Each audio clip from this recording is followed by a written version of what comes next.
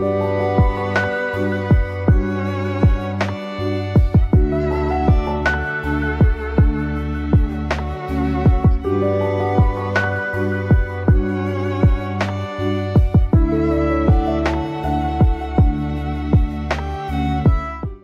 right.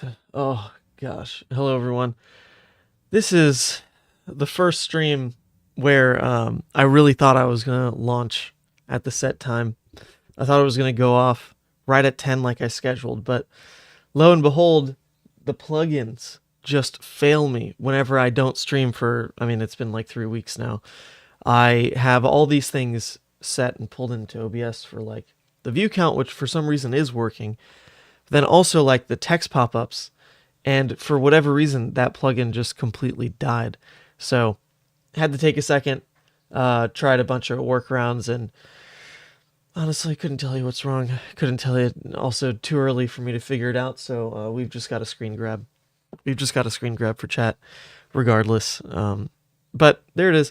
Today is just going to be pretty quick because I don't have too much time. But I was looking at, you know, the itinerary of having to like, you know, bounce around and do some upcoming shows, and then looking back on YouTube, I was like, dang, dude, I just don't think I'm gonna really be active on YouTube, at least like not on the Man Sant channel. And that felt terrible to just leave everyone hanging like that.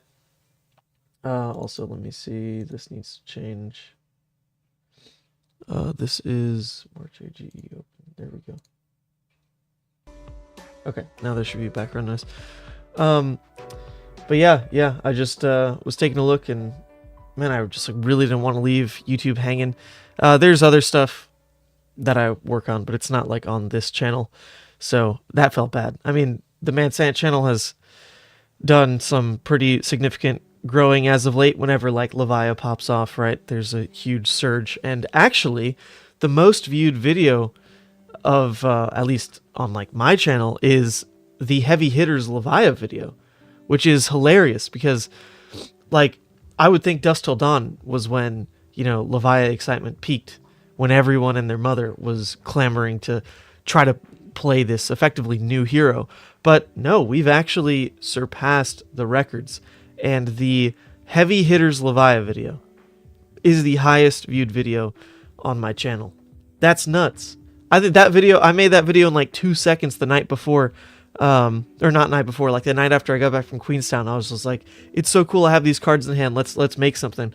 And hey, I mean, some people did really well with that list, so that's awesome. That is good to see. I didn't like quite lie to everyone with that build, but I'd never played it. I just like put it out there as like a day one build. If you've seen where the Levia builds have come to now, my goodness, it is they're hard to look at. I was just watching a DM Armada recap actually of, I think it was framed around like the meta going into Pro Tour, and he was talking about the AGE championship, or at least the March AGE 1K, and he was talking about, you know, my winning list, and he looked at it and he said some ridiculous quote where he's like, Dune, the second Dune movie, is a piece of cinema that like takes you on twists and turns, and really is just like a unique film in this, like something like this. He's on some tangent. Then he goes, and this list is exactly that. So you know what? I'm just going to let it like live and breathe and just do its own thing, because I can't comment on this one. We'll leave it to Man Sant. It was just so funny, because it is a hard list to look at, and we'll go over all that. TCG Talk, you're having a birthday right now?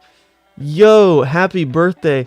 I just picked up some Girl Scout cookies, so I mean, I could eat one in your honor. That's like the best I can do. I would ship them, but honestly, you can probably find some near you. It's Girl Scout season, and they're cheaper to buy than to ship. But I will easily send you $6 on your next live stream, so you can buy your own box of Girl Scout cookies next time I see you online. How about that? What type of Girl Scout cookies? I really like. Hey, first QnA right here. Thank you. First QnA, we got one. What type of Girl Scout cookies? I like the Samoas, the coconut caramel chocolate ones. Those ones are really good. I got 3 boxes. 3 boxes as I was leaving my local Walmart. The lighting on the casters was top notch. You went crazy this Pro Tour. That's not a question, Ty, but I super appreciate that comment. I had just so much fun working on this Pro Tour.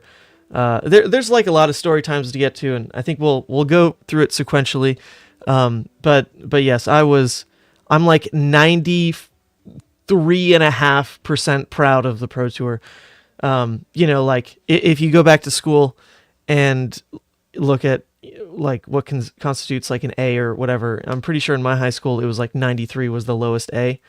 I think I got just above an A, just above 93.5 on this Pro Tour. There's some things I really like literally keep me up at night about that Pro Tour, which is hilarious because I don't think they were that big a deal, but that's like the perfectionist brain rot that I've got from these events. Like, man, I wanted to do just a perfect job, and I don't think it was perfect. It was really good though. I do think it was good. And from what I've heard from other people talking about it, especially like Brendan Patrick on the most recent Arsenal Pass, they shouted me out, and really, I mean, I trust their opinion more than a lot of people in the space because they've just been around for so long. Hayden's an incredible player. Brendan, is he a player? Is he a caster? Is he a podcaster? Who knows what he is right now?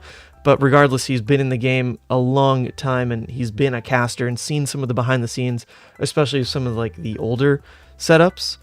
We've also worked together on like Dallas. Granted, Dallas was still very green. And to hear him say that for him it was like the best production he's ever seen, that means a lot. When I go back and look at all of Flesh and Blood coverage, I still think Pro Tour Lille is probably the peak of Flesh and Blood coverage. I don't think we've gotten better than Lille. That one it just had the European touch to it. I think it was Tournament Center who ran it. I don't quite remember. But they just did a fantastic job. So that's, to me, the bar, and I would like to keep going beyond that. Ty! Ty dropping 50 Canadian dollars. Dude, that's unreal. Thank you. I have the lore book. If you'd like me to read a page from it, I will, but I don't have too much time today. So the whole point is to jump on and just show face and hang out, like I was saying before, just because I'm about to be on the road for about 3 weeks. Phuket, then to Nashville, then to Atlanta, and then back home for a tiny bit, and then off to Vegas.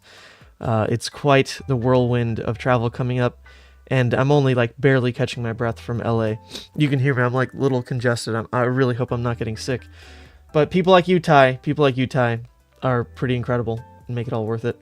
D, see you in Atlanta. I'll see so many people in Atlanta. I freaking love Atlanta.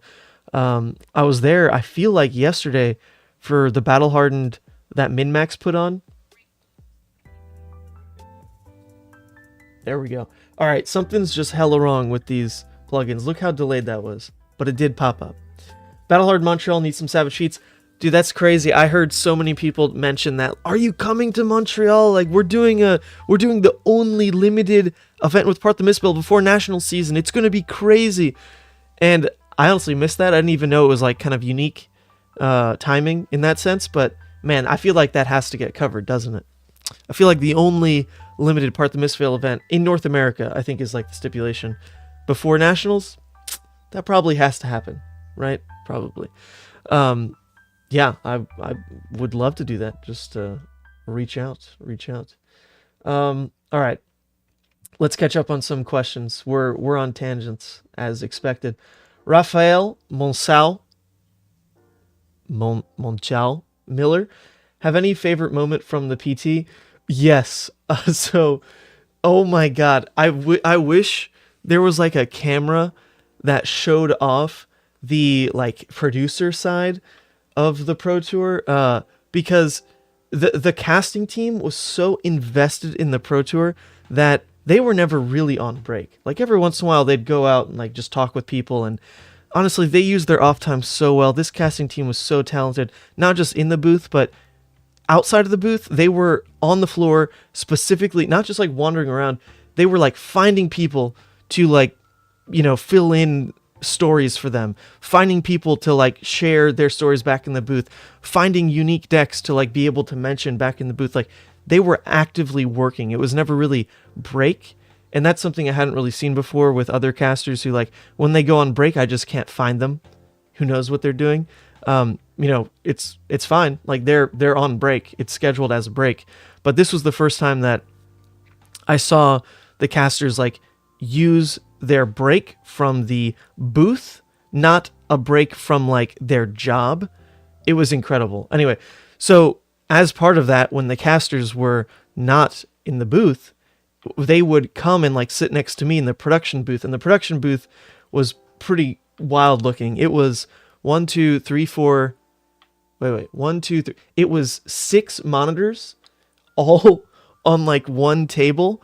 Granted, I wasn't controlling everything. I had Justin from AGE running the backup stream, but there were 6 monitors like all in our table, and so you could just see like all these like crazy views of like the game and the chat and all that.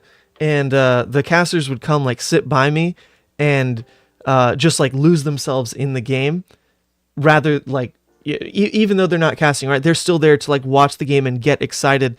And in that top 8, there were so many crazy games that whoever was on break, we were literally like slapping each other because we just like couldn't believe what was going on.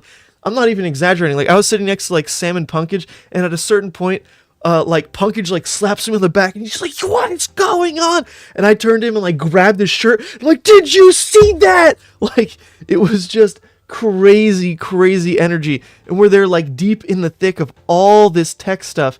And some of the LSS guys, Trevor specifically, he was there just like having a panic attack. He's like, don't like stop flailing, you're gonna like mess something up. Like, he was terrified that we would hit a monitor or like flip a table, just because it was so exciting. So some of those moments were just so fun. Like, everyone was just so invested in the games, and like the production side of it, we obviously all loved the game, and that's something that even like I was mentioning, Brennan Patrick shouted out on the stream, which I didn't really think about, but or on his podcast rather. I didn't really think about this, but when the production team loves Flesh and Blood as much as like Justin from AG, as much as like me, as much as like the fact that LSS was there like working on so many live assets, like there's just so much care and passion behind the broadcast that at this point also can match a certain professionalism. Like, not always was that good at broadcasting. It really became, it was a hobby and a passion project, but now it's like legitimately my job and something that I'd like to just keep getting really, really good at, and yet still carry like the passion for it. So I think this weekend was just a mix of all those, just the culmination of like so many payoff moments and exciting moments, and just working with incredible people and putting on, like I said, a 93.5% good show. Anyway, that was probably my favorite moment. It was like specifically grabbing Sam or Punkage, whoever it was, by his blazer, just like, "Did you see that?" Like, I'm pretty sure it was the sink below into the sigil. And that's actually part of why I give myself a 93.5. I missed the camera toggle to the hand when he drew the sigil because I was literally like shaking Punkage. So there we go. That's docked myself a point for that. I mean, you could see it, but like we had the hand cam set up so you could like actually get the good angles and all that. Anyway, I don't know if it was planned.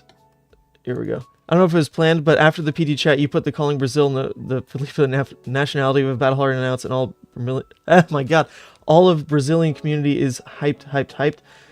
Yes, so I'm actually from South America. I was born in Santiago de Chile, and so I'm a huge proponent of getting support to South America. And I remember traveling back to Santiago when I was little, and like finding a card shop that had like Yu-Gi-Oh in it, which I was like kind of playing at the time, and it was just like such a cool connection point to be able to like go back home. I don't really call Chile home, but to go back and find something that was like so familiar, even though I hadn't been there for like 6 years, and like, you know, make some easy friends and all that. Cards are just like such an easy way to do that.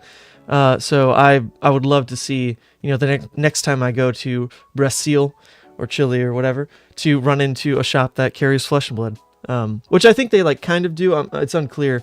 There's not like official like OP support, I think, is the issue, even though there is Flesh and Blood down there. But I'd love, you know, I would travel for a big tournament in South America. I absolutely would. Absolutely would.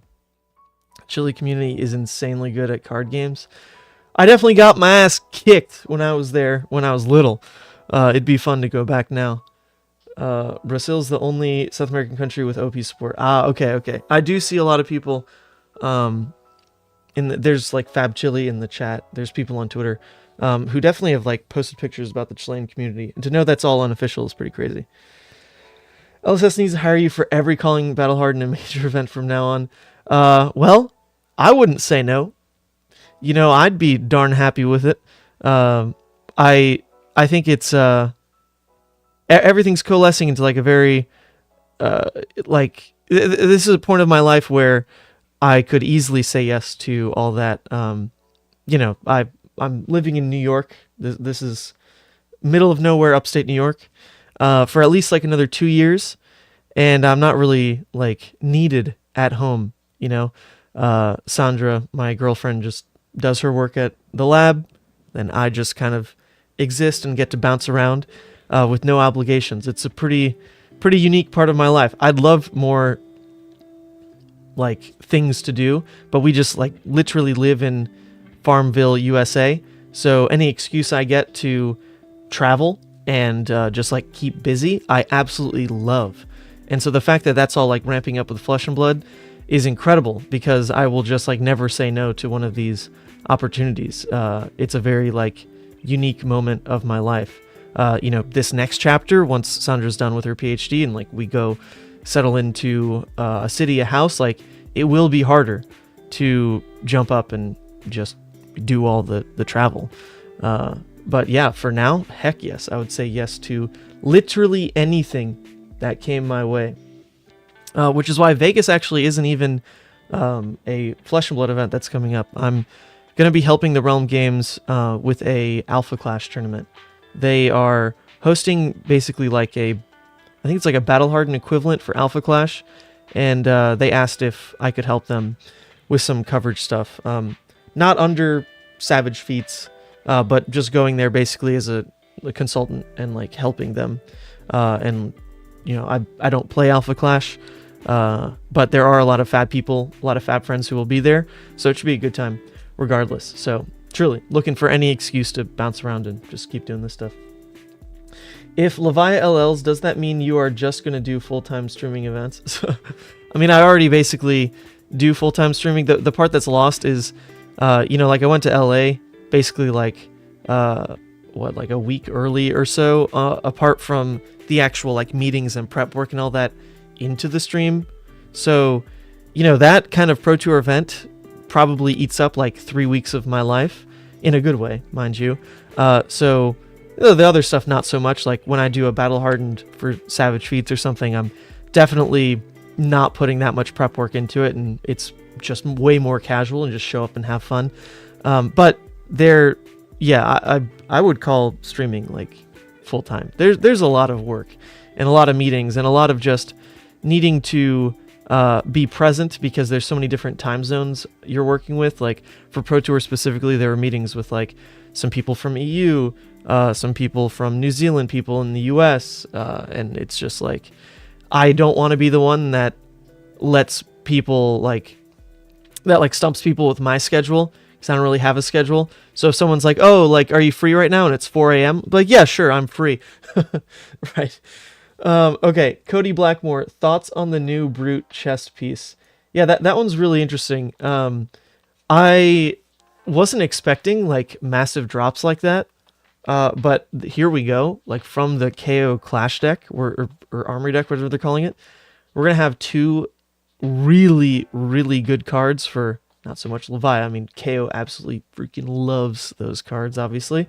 The chess piece in particular, though, I think it's interesting if you compare it directly to Husk. Also, Felipe, hi man, sent greetings from Chile. Hello, hello. Good to see you, my friend. I just went on a tangent about South America and all that. Hopefully you're doing well. So if you compare the Brute chess piece, we can just pull it up here. Maybe it's on Fabry already. No, it's not on Fabry yet. Okay, so you'll have to make do. There's no graphic. So it baseline is probably blocking 2 if you want to get, you know, the value of its activated ability, which you would, because if you're only blocking with that card, just use Husk, right? If you're only going to block with the chess piece, you should just use Husk, block 6.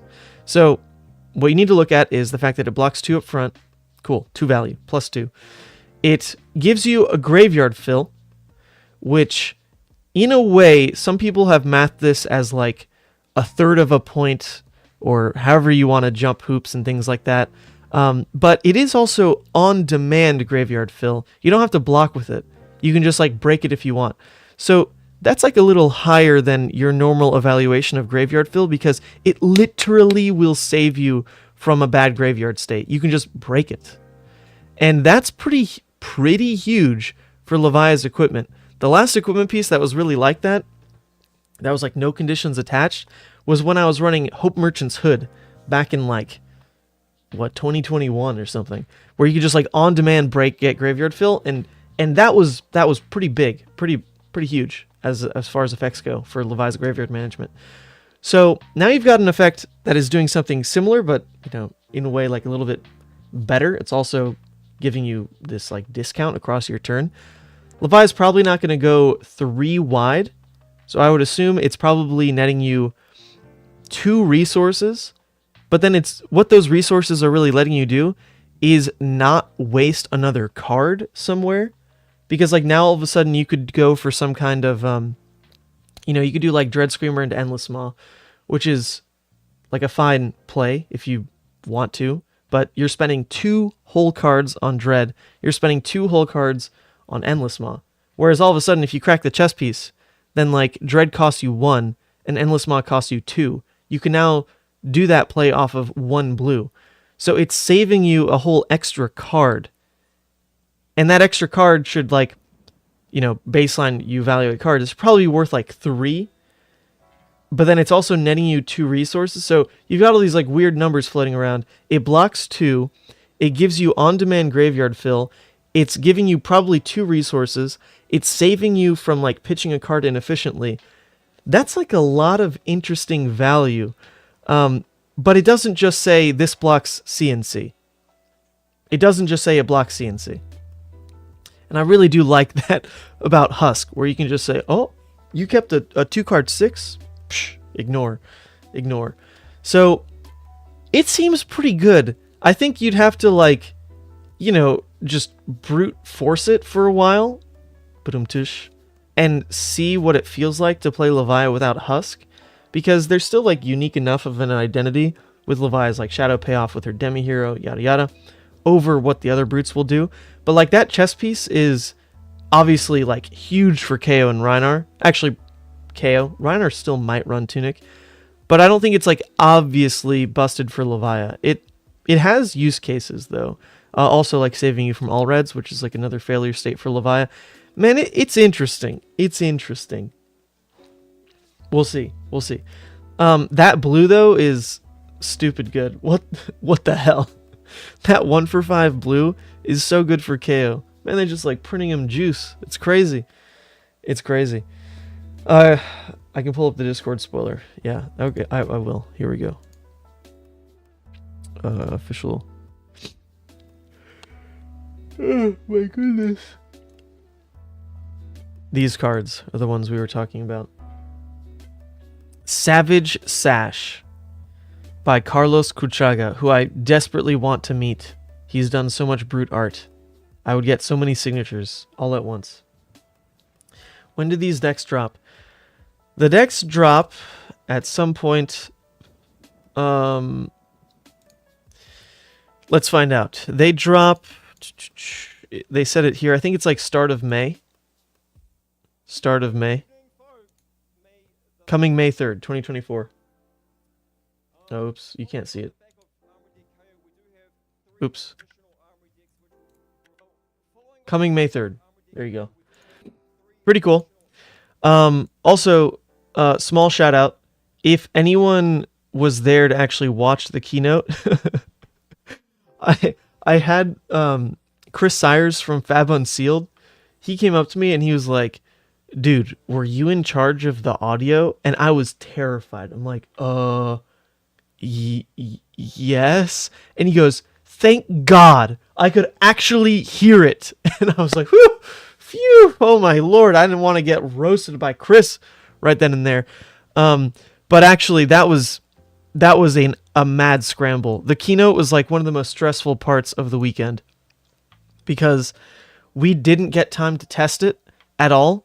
And we were missing the cables to make it work. And so we just like sent LSS Alex off to like try to get the right cable, but no one knew if he was going to make it back on time. We didn't even know if like he was going to find the thing. We weren't sure if the store exactly had it in stock. But luckily, with like 2 seconds to spare, we got it all together. It did work, but holy freaking moly, that was a stressful start to the weekend. So stressful, in fact, that like James White was hanging out on stage trying to make small talk, and like I ignored him. I felt like an ass, but like I was too busy. Like he was like, hey Ethan, like having a good weekend?" And I was like, "Stand there." Bro, I was like, oh my God. And then afterwards I like gave him a fist bump and was like, sorry, like I had to just like make sure we were set, blah blah blah. And we talked for like 2 sentences maybe, but man, I just like, whew, that was a stressful moment. And just shrugged off the big man, the big J Dubs. It's crazy. Fab Chili's in the chat now. Fab Chili. Let's scroll up. Kuchaga's an artist from Chile? Yo, that's actually nuts. I did not know that. All right, well now it has to happen. I will absolutely make the trip out at some point. I've been commissioning another Chilean artist to do some of like my artwork. Like the banner, the playmat, and all that.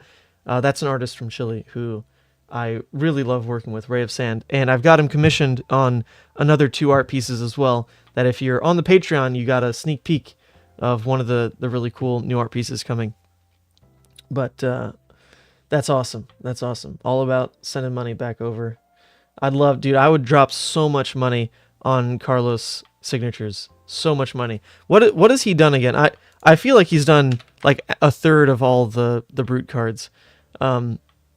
There's him and like, who's the guy who did Berserk? Not Othon Nicholas. There's another. Oh shoot, this might not pull it up.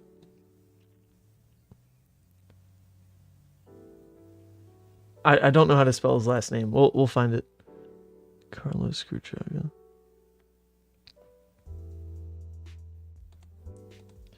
How do you spell that? We can just look. Kruchaga, okay. Easy. Oops. Carlos. There we go. Okay. Diabolic Offering, there we go. Big one. If I got the cold foil signed, that would be sick. Eclipse Existence, I've got those in cold foil. We'd want those signed. Lady Barthelmont, I've got those in foil. We'd want those signed. Absolutely. We'd want to get a Lost in Thought signed just so I could tear it up in front of a Draw My Player's face. That'd be hype. Shadow Blasphete, absolutely. Smashback Ailhorn, hell freaking yes. I have the extended arts now. Oops. Spoiled Skull, insane. I love.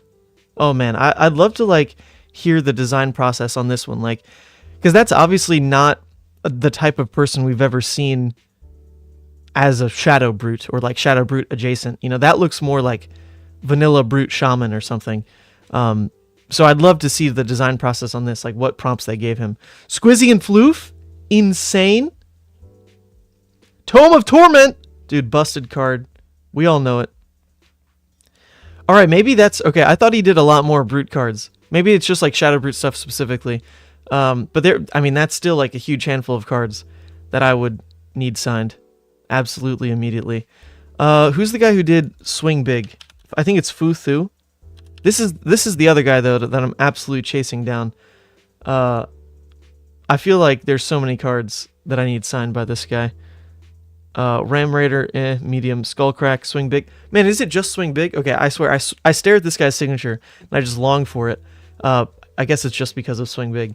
But yeah, there's still some big signatures I'm missing. Like, who did Dread Screamer? Mihail Spielhaufter. Have they done a lot else? Not too recently. Right, so like I doubt this person is coming out to a Fab event. But oh well. Oh well. And Swarming Gloomveil, your favorite card. You shut up. You think just because we're countrymen I won't ban you? Careful. Othan will be in Battlehardened Greece for sure. I've met Othan and he is hilarious. I begged him. I literally begged him to shadow sign the Slithering Shadowpedes. And he's like, I don't shadow sign. That is some bullshit new gen. I don't do it. And I'm like, please, dude. I gave him a t-shirt. Not like the one I was wearing, but like literally a Legal of I t-shirt. I was like, please, Othan, you don't understand.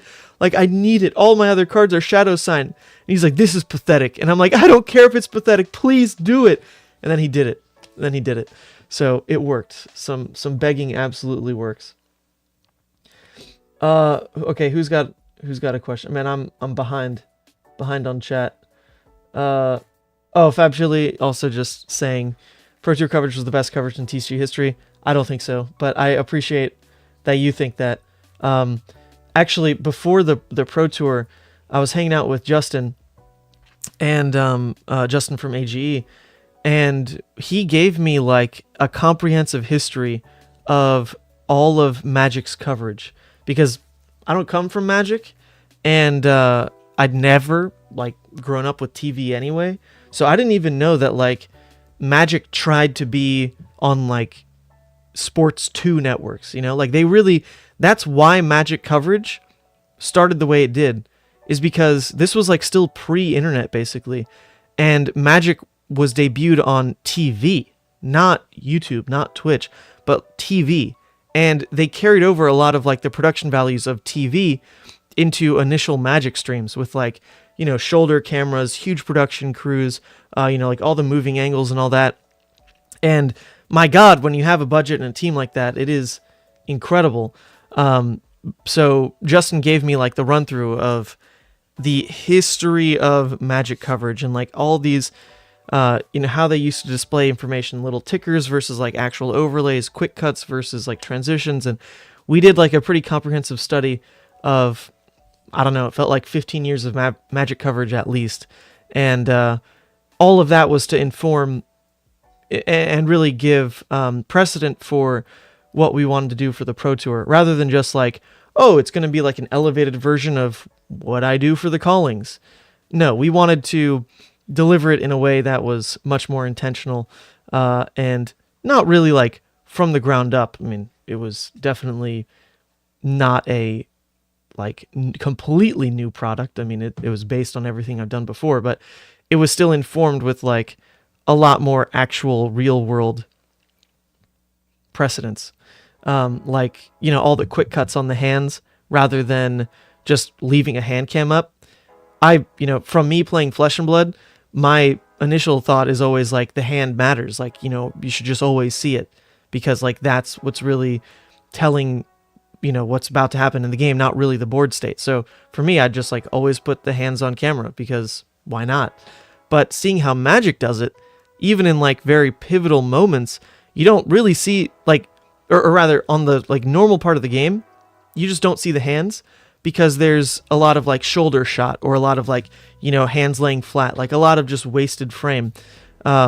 So to just do like more quick cuts and really use it as like a dynamic narrative piece of like, what's the draw, what's the block, and then you like see it, it adds like a lot more, and it's like super minor, but like it adds a lot more to making the stream like a narrative rather than just like, you know, everything in front of you and like you as the viewer pick and choose what's important. If you actually like present it in important pieces, then you know, it lets the casters also like add their layer on top of that. And super minor thing, but like I tried to work that into the stream a lot more than like more of the hands-off, you know, let everything be on one place type approach.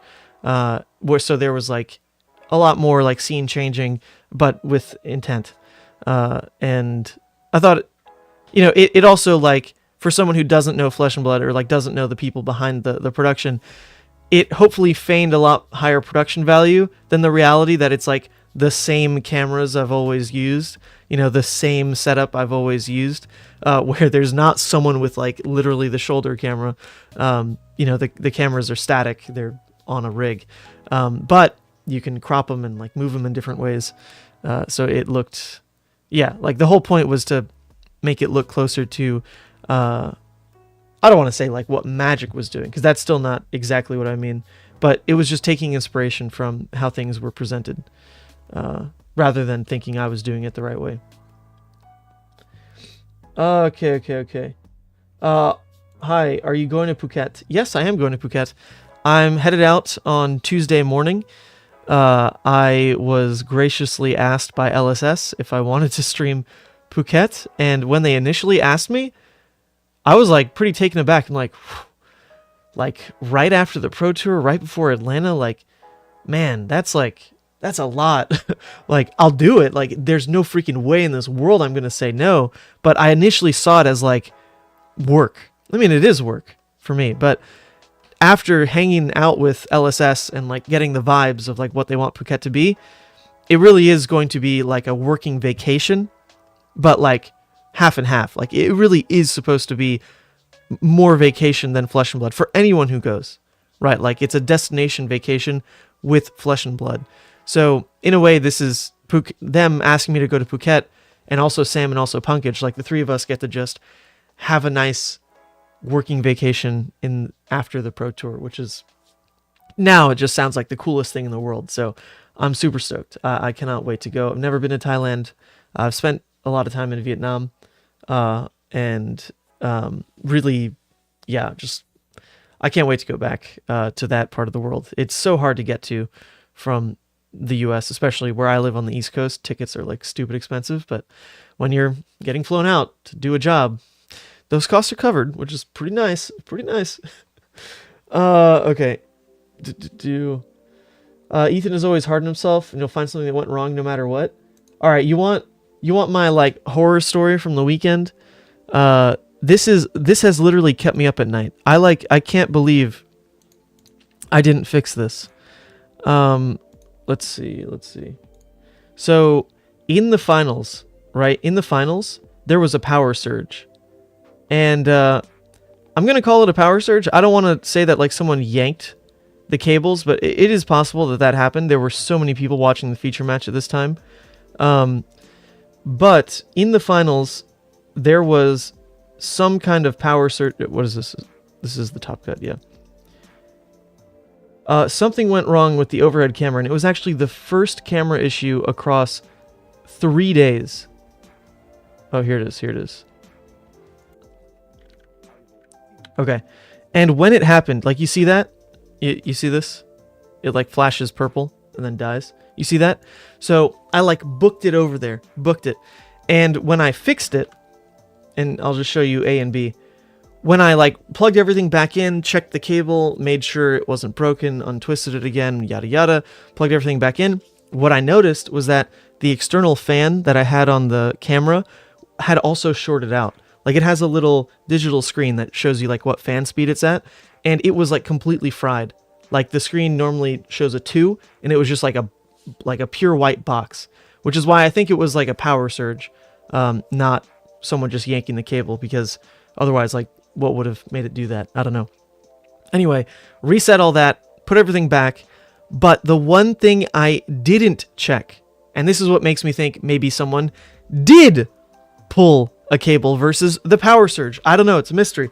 But what I did not check, because the camera was in the exact same place, was that the focus was the exact same, because I normally do manual focus, and like it takes me a second because I have to like zoom in on the board, do like a manual focus peak check, line it all up so that like, you know, the focus peaking is like on the text, right? And it takes me like a second. It's also awkward because I have to stand on a chair and like look over the thing, line it all up.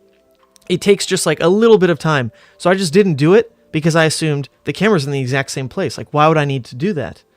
Right? Like, nothing moved. It just was like a power surge. So I just turned the camera back on, run back to the booth, and I hated interrupting the players to begin with because like they're in the finals, right? They're in the, like, they're playing for $30,000 difference, basically. 50 for first, 20 for second, right? So I hated that I had to like run out there and even like tell them to like pause for a second anyway. So I just don't check it because I know it would take a little, like, you know, 1 extra minute of time.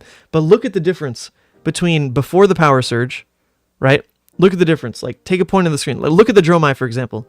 And this isn't even like perfectly preserved quality because there's YouTube compression twice now. You know, the initial stream and then you're watching it on the stream, so there's double the compression, but you should still be able to see it. If you look at the Dromai, right? This is pre-surge, and then look at it post-surge. You see that? You see that? It's like just so ever slightly out of focus now. And that means I think someone did yank the cable, because otherwise it never would like, the C-stand wouldn't like bob. Like, there's no reason for it to be slightly out of focus like that. It's a manual focus. So if you turn it off, if you turn the camera off and back on, it's the exact same. You know, like there's no mechanism within the lens that's like turning off or on. It's a, you know, it's a prime lens. I do manual focus and all that. So anyway, when I got back into the booth and noticed that the focus was like slightly off, I died. I mean, it was the worst, most gut-wrenching feeling, because at that point it's like, it's not a big deal enough that I'm going to like go over there and interrupt their game again. But also, what the hell? This was like almost perfect. It was almost perfect. And I just like didn't spend the extra 30 seconds to a minute to fix it when I was already there, because I assumed power surge when I should have checked for like cable yank. You know, just like the super smallest of things. But I lost sleep over this. That night, I like had a hard time thinking that I did a good job because I messed it up.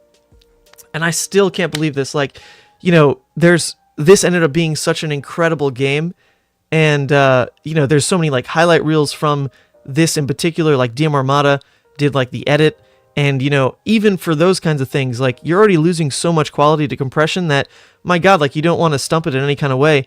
And yet the screens that you're able to pull from this are just like that much worse. So this was the worst thing that happened all weekend. This was messed up and it was my fault. So anyway, Josh, that was for you. You said, I'll always find something that went wrong no matter how small it is. This was, yeah, not even a small thing in my book. I think this was like pretty big, but that's the one that like really is breaking me. But hey, learning for next time. You check for every issue rather than the assumed issue. For real. This PT was clean though. Everything you had going on, the skits, the ads, the backup game, seriously, you had rivaling recent MTG. Thank you, D. Yeah, there's only more to do as well. I learned a lot from, you know, trying to pull off a more professional broadcast and like basing it on other professional broadcasts while also trying to marry in, you know, like my current tech limitations, my current understanding of all this gear.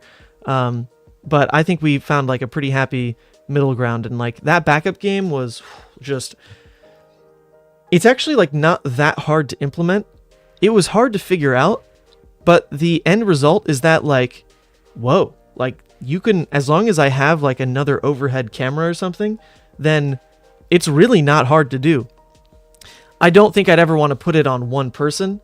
I would like having a backup, like an assistant producer, like some backup person to manage that part and some other parts of the stream as well, like what Justin did for me this weekend. I do think that role is like pretty critical because otherwise it's just too much on one plate.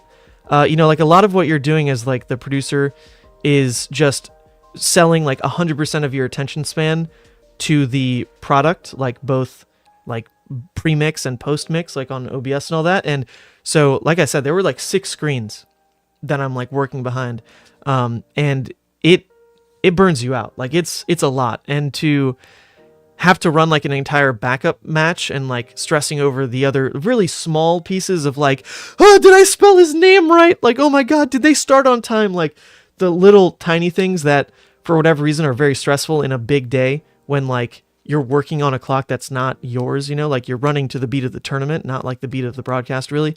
Having another person to make it all smoother is like always the ideal, I think. But it's actually not hard, is my point. It's actually very doable, and we might be using it for Phuket. Unclear. I need to coordinate with my aide over there, because I don't want to do it solo. I would like help. Okay. Have you seen how One Piece streams their tournaments? They have like a Scrabble rack where their cards sit for full visibility of hands. I have not seen that.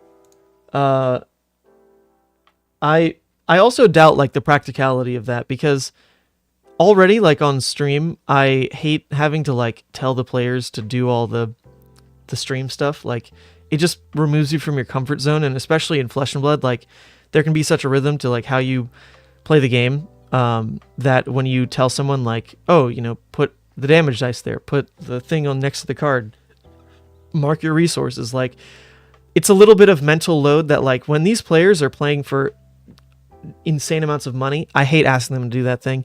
Like, you know, ideally the other thing to have them do would be, you know, instead of putting the dice facing their opponent, ideally like all this marker stuff should face the stream. It's like what 3 Floating does for their fight nights, is they frame everything so that like the viewer sees it straight.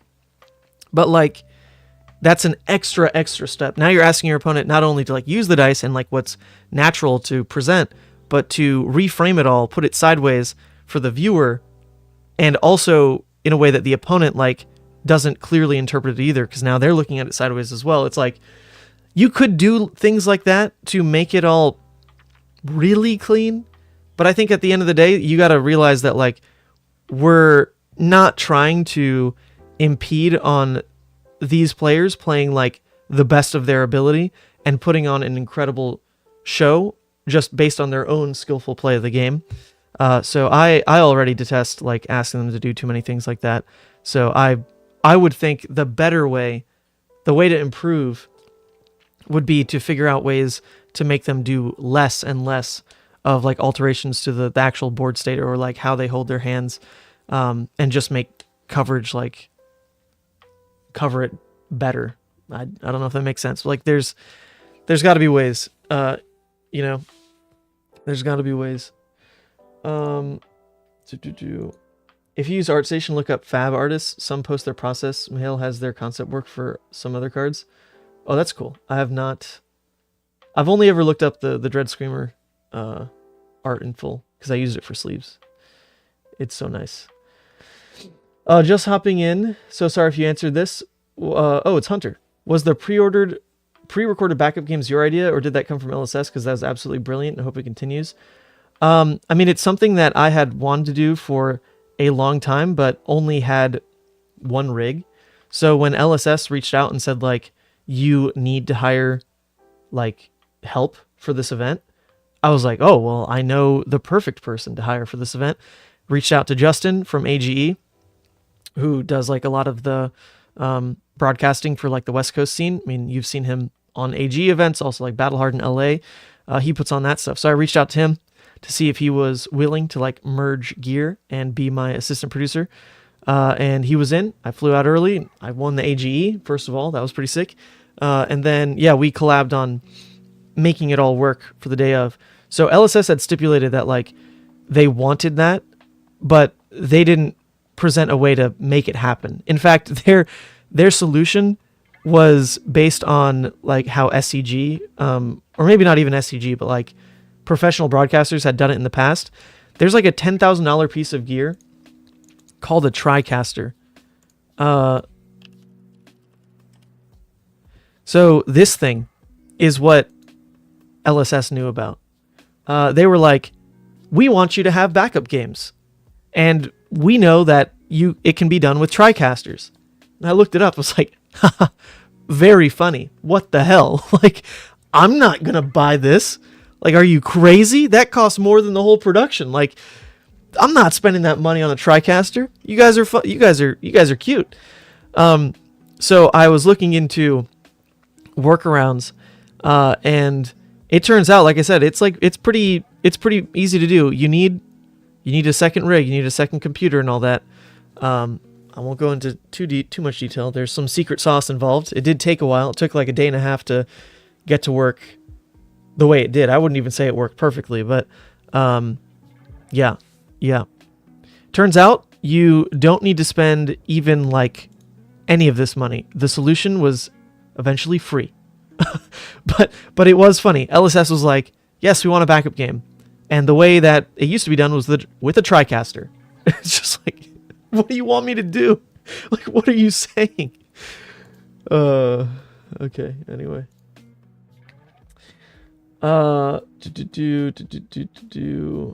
Don't downplay your innovation in hand cams. That's huge for Fab. Thank you. I find it funny that it's like an innovation. I feel like that stuff should have been done from day one. Like, it's crazy to me that it wasn't. You think it was an overheating issue? It wasn't overheating because both the fan and the camera fritzed out at like the exact same time. And they're not connected to the same, like, you know, one's not powered by the other. It was something like, so that cable is like run, also the HDMI cable is like run and tied down like to the overhaul rig, but it was coming up from the floor just like a little bit. There was like a little bit where you could possibly trip on it, which was just because when we started taping it down, I forgot to leave slack. So there's like a little bit there. So it was either that or slight power surge. We'll leave it at that. Maybe it was a Magic player. They just walked by. They're like, this finals is too damn good. And see, people like me didn't even notice you were enjoying the coverage. I was staring at it. Well, okay, so here the other difference is, from my view, there's like zero quality loss. From like what the casters see and what I see, you can literally read the card. There's no quality loss at all. It's captured like, you know, directly through the fiber optic HDMIs I've got. So like when you look at it, the raw input, like you can see it perfectly clear. You can read the cards. You lose some of that with YouTube's compression. You just always will. But it was a lot more obvious to me when that like focus thing happened, because I'm just literally like not able to read the card at that point. Like that is wrong. You know, there's an issue. Luckily, I think in the stream, it's not as obvious because you like can't really read the card at that point. There's enough compression, like, you know, you zoom in and like you see the little blocks. So I think in the eventual output, it wasn't that bad, but my God, like in the moment, I'm telling you, I wanted to die. It was terrible. You went OT drop in Atlanta, so you want to come over and help?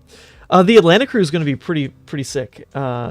If you know Nick Murphy, who casted Battle in Orlando, that dude is killer. He's coming back up to cast it. And then Casanova, who is a TFT and I'm pretty sure used to be a Hearthstone caster as well, is coming in. So we've got like a homegrown hero. We got Nick Murphy, not quite local. He's from Florida, and then like actual professional coming in, and we'll see how they merge. I'm pretty excited because it's like a duo that I've never worked with before. Casanova's been pretty eager to get some casting in, and I love Nick. Casanova's also a Levia player, so like it'll just be good vibes. Atlanta's gonna be fun. Production was the best ever. Hope this brings you more and more work, Ethan. Pity not participating, as I would have been your top pick. Thank you, Stefano.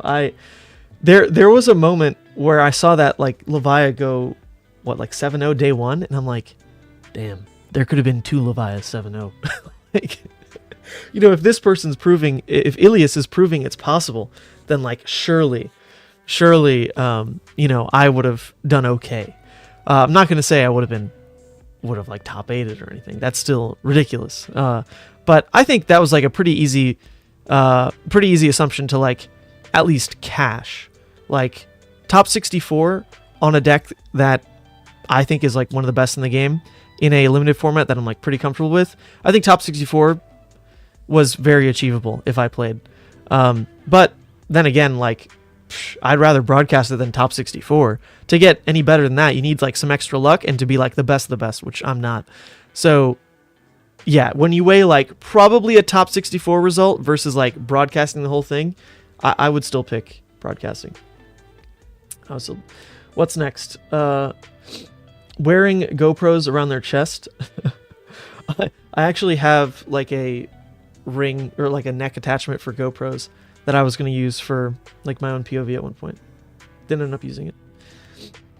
There's definitely twice as much going on in Fab streams versus OPTCG, so it's not a good idea to compare, but we were on the subject of hand cams. No, yeah, there's more to check out. There's more to check out for sure. You could add overlays in the back end as people play cards, but it would get hectic really quick if you're not fast. Yeah, the I think like perfect level of broadcast probably involves just a bigger team where you give someone the unfortunately boring job of just like sitting there on an iPad, similar to like what Magic used to do. Get someone to literally like park themselves behind the player and just like constantly update like what's in hand, what's in hand, what's in hand, and then have like a little graphic you can pull up. Magic does this, but then again, their budget is insane and they have like a 50-person team, whereas like this was 2 people. So, you know, just can't do everything. But yeah, I think if you want to do it like, if like for Worlds, right? For Worlds, that might be something that you just have to do. If you want to like try to push it to the next tier, just like making sure the caster never has to second guess, like what's the card in hand, what's the color strip. Sure, we have the camera set up for it, but sometimes the player's like leaning in and you just get their shoulder. Sometimes like, you know, they just don't show you the hand. It's like on the table. If you always want to be sure about it, then like literally get someone there to, you know, feed you the information. Can't be 2-7 Levia if you mirror match. Yeah. Yo, Julian, love the PT coverage. Amazing job. Amazing job on your CC rounds as well, my friend. I heard you went 1-5 and limited though, so what the hell? I guess Brian Gottlieb's tweet was directed literally at you. No, not really. But yeah, I heard you had some amazing games. I think you took out, what, like 2 runaways or something as well? They're all terrified of you now. All terrified. I have not seen the flesh bag clips yet, Josh. I have not. I was thinking that you could automate that if I had cameras on the hand cams, just build a piece of software that recognizes the cards. Oh man, that sounds so easy, Julian. Yes, I will instantly go build some software. What? Like, I don't know anything about that world at all. I'm not in the software world. If you think it's easy though, if you want to do it, go for it. Absolutely go for it. You pause the video to take a phone call and cut back to live so you don't know what you talked about, but I've considered an uninterruptible power supply to prevent camera interruptions. Uninterruptible power supply. I mean, I have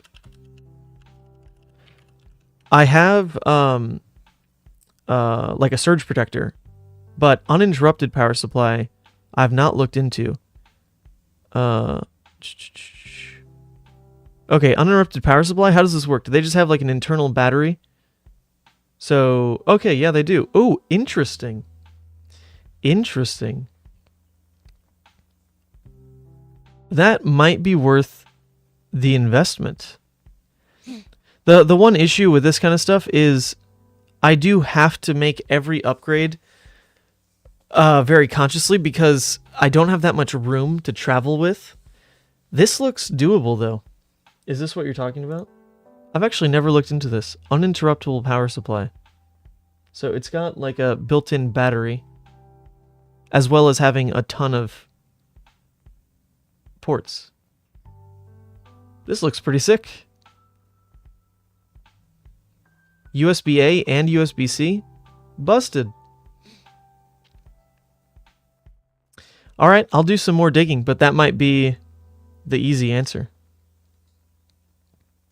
That might be the easy answer. It looks like a big piece of gear, though.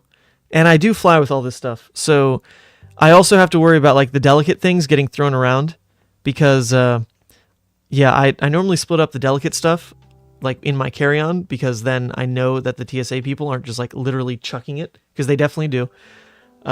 So if I got like 2 of these, because I'd need one for the feature match and then also like the casting area. But that is some good redundancy. That is some good redundancy. I'll have to look into it. But yeah, especially right now, I am very short on space because I'm trying to, man, that PTZ camera was so much fun. I kind of want to bring it to just like everything. You know, the camera where you can just like go ahead, zoom, and like move and all that. That was like a really fun piece of gear to use. Better than just a venue shot, you know, actually zoom in and get some interesting action shots and spy on people. There was a moment where I found James White and like had him on frame, and one of the LSS guys thought it was so funny. He ran out and he was like, "Hey James, wave to the camera," and James was like, "We're on camera," and just like dipped. So not everyone liked it. Not everyone liked it. But that is a huge camera. Oh, I wish those were smaller.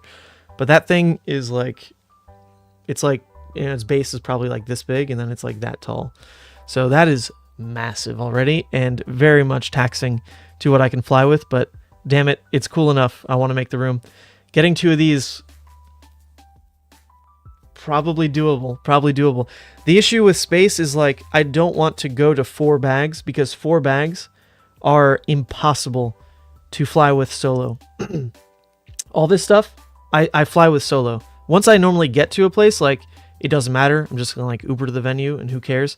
But actually like getting to the airport and all that, a lot of times I have to do that alone because like Sandra's busy or, you know, like it's just the airport's like 2 hours away, which is true. So, I mean, let's see. Overhead. So like, oh man, this is upside down, isn't it? This is upside down. All right, but you see the bags. There's 1, 2. Oh my God, why is it upside down? 3. So I really would prefer not to go beyond that because with 3 bags, I can stack one on top of the other and then just like, you know, 2-hand it. And that is like good enough. In the US, by the way, this is something that not even every airport has to deal with. And you especially don't have to deal with this in other parts of the world, I'm pretty sure. Luggage carts cost you $7. What a crime. What a literal crime. Man, you show up and like, I just want a luggage cart. I just want to take my luggage from the curb to the check-in desk. Like 200 feet maybe. Maybe probably less than that. And you're going to charge me $7 to do that? That's ridiculous. This is the stupidest thing I've ever heard. So I really like to avoid, yes, I'm super petty about it. I don't want to spend $7. I would rather just be able to carry it all solo. But also the real consideration is like putting delicates in the check bag is just an issue. I've lost some gear to the TSA, assuredly just throwing bags over their shoulder because they don't care. I have so many fragile tags and everything. They don't care. But I will have to look into this. Unfortunately, if I buy it now, Amazon has it getting to me by Wednesday. I will already be gone by Wednesday. That is highly unfortunate. UPS power. All right. I'll just look that up after stream. I'm sure there's something I can figure out there. That is the correct upgrade. Okay. Have I seen Majin Bei's story time from the PT? Yes. I didn't get to see it unfolding because I was in the coverage booth, but I heard musings that like Majin was dying or that he was throwing up and all this stuff. I've hung out with Majin quite a bit at this point. That man drinks. And I know in his story time, he just said it was just a margarita. And then like other people started buying me drinks and all that. But that sounds like so on brand for Majin. And it's just, I feel so bad for him. Like, because he tends to, I feel like most of his events, he enjoys himself in that way and like never has run into this problem of like basically being too hungover to like stomach food or even water, and then thusly being like too dehydrated to recover, and just this like endless loop. That was a crazy story. Feel terrible for him. And we do have the Calling and Battle Hardened finals recorded. LSS is going to be casting those and putting them out, supposedly. So you will see Majin lose a game on camera. He loses the finals. But at least at that point, he has recovered. It's something that takes the feed from an outlet and has a backup battery. Yes. That's a pretty fancy one. You wouldn't need one that nice. Okay. I mean, I like the power brick that I have. It has exactly the amount of outputs I need. It's got like 12 plus like 3 USBs or something. I really like it, and it's never let me down. So, that acting as a power brick, surge protector, and all that has done me well. But if there's like a piece I can put in between it and the extension cord initially, that gives me like a battery or something, I think maybe that's ideal. So I'll do some digging.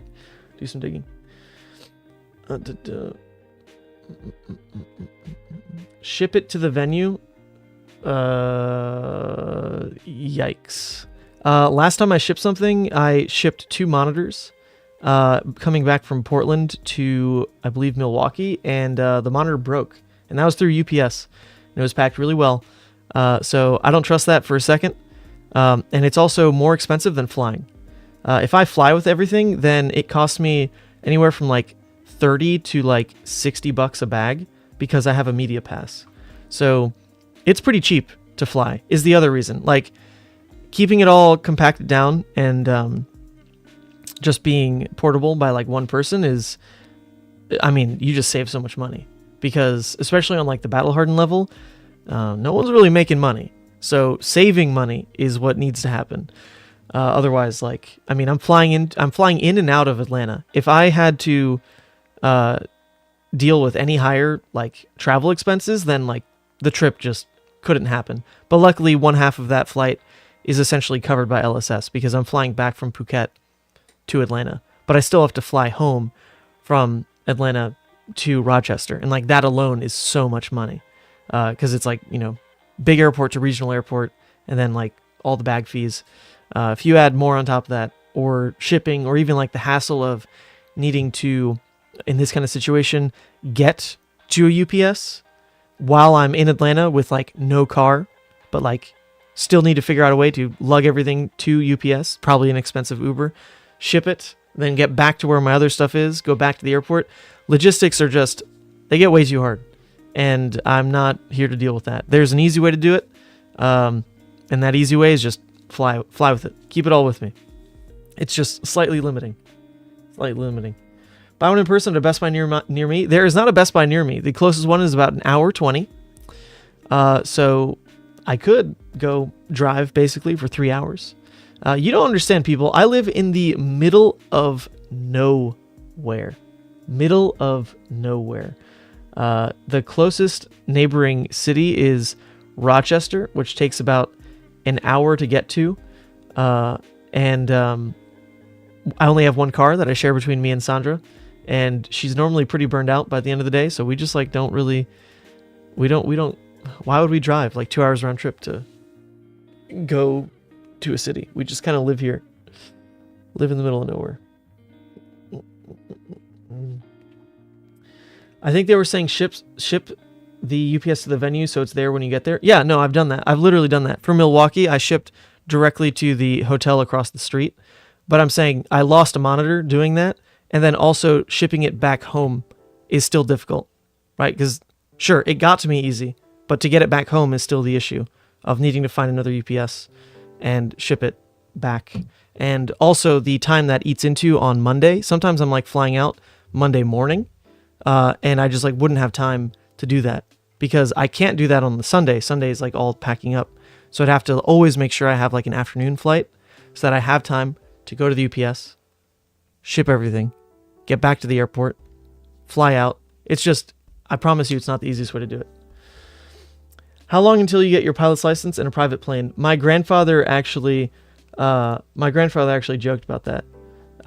because he was he trained to be a pilot in the Navy, ended up not being a pilot. He was instead a salvage diver. But he has long wanted someone in the family to be a pilot. And he has suggested that I do that. I'm like, no, there's no way. Of all the ways to make travel easier, surely that's not one of them. But a man can dream. You drive 2 hours for an armory? Oh man, see, I just would not do that. My cutoff for an armory is 30 minutes. Power to the people who do go for an armory, but I don't feel too bad staying home and just practicing on Talishar or hanging out, practicing with the runaways or something, when my armory is legitimately an hour away. I feel at that point, the choice is warranted to just not go to the armory. Man, if it's an hour away, you're asking me to go 2 hours round trip to go play 3 rounds where unfortunately, sometimes things just don't fire, or they don't have the promo up to date, for the new month. And that's probably why I'd be going out, it's not worth it. It's not worth it. You excited to head to Phuket soon? Yo, DM Ramada, I am so thrilled to go to Phuket. Are you going to be there? There's no way, right?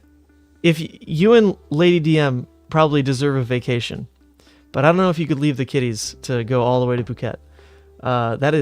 It's pretty far. Nah, you wish? Okay. Yeah, Phuket is, I just can't believe it's actually happening. I feel it's probably still too expensive for most of the US people to get to, but I've heard a lot of Australians, especially they know Phuket as a vacation spot.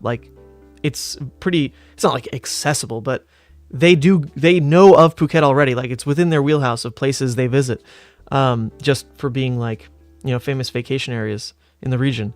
And so I know some Australian fab players who are oh, Phuket, easy.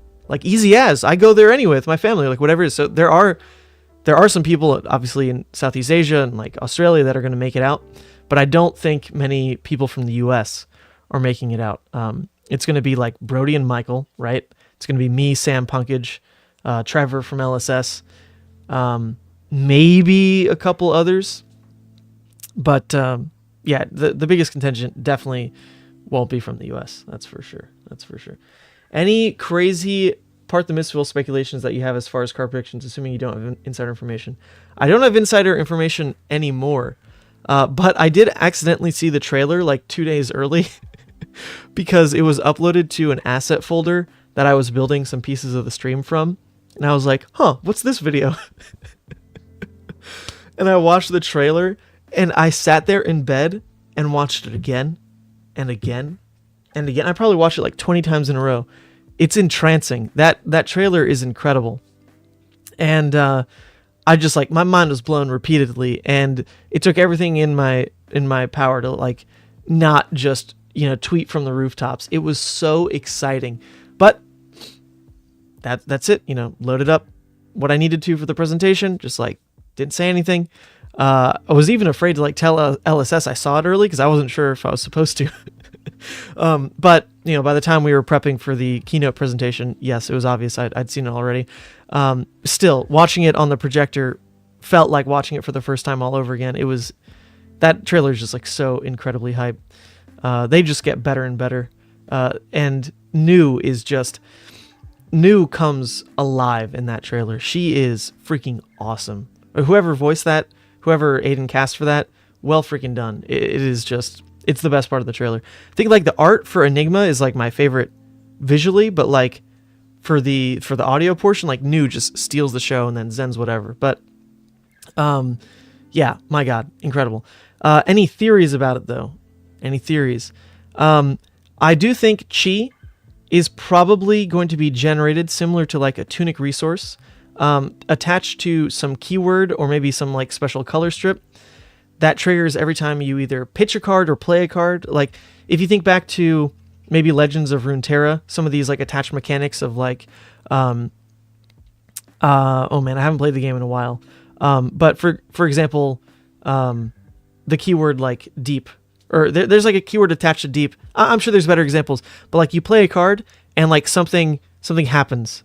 like it triggers like a game state thing. Like you play something that says sync or whatever, and you like mill the top 4 cards of your deck. Terrible example, but there might be cards, mystic cards, where like when you play them, it just says like channel or like, you know, chi, whatever it is, and you just generate a chi resource, right? So what we see on their cards is 3 chi resources, 3, to activate an ability.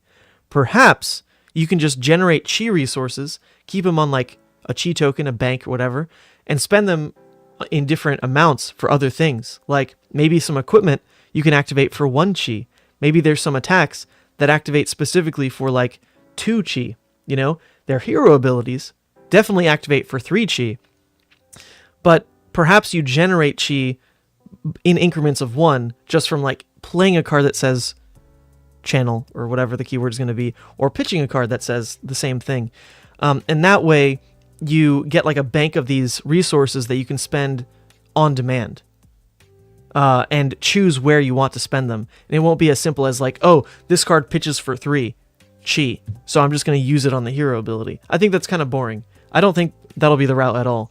I'm pretty sure we're going to get some kind of like stacking chi bank that you can spend on different things. Is my theory. Terrible way to try to set up an analogy here. I think the easier thing is like, think of Spring Tunic, where you gain like a counter, an energy counter. Perhaps these cards make you gain a chi energy, and you just like keep track of it on a chi token or whatever it's going to be. There we go. That's my theory. You low-key want it to be similar to Soul. Like you spend a card somewhere and it converts to chi. Stanley Tucci. Grains of Chi Spill. Yeah, I mean, floating resources, especially with like Grains of Blood Spill, right? Like the bigger tokens are something that, yeah, I mean, there's precedent. I think it'd work. The 2 spoilers so far have Mystic Talent, care about blue pitched cards. Yeah, so like in theory, these blue cards could say, you know, chi channel on them or whatever it is. And now they're blues that also channel you a chi. Huh? Right? Something. We'll see. I have literally no idea. I don't know anything about the set. But I am very, very excited to play it.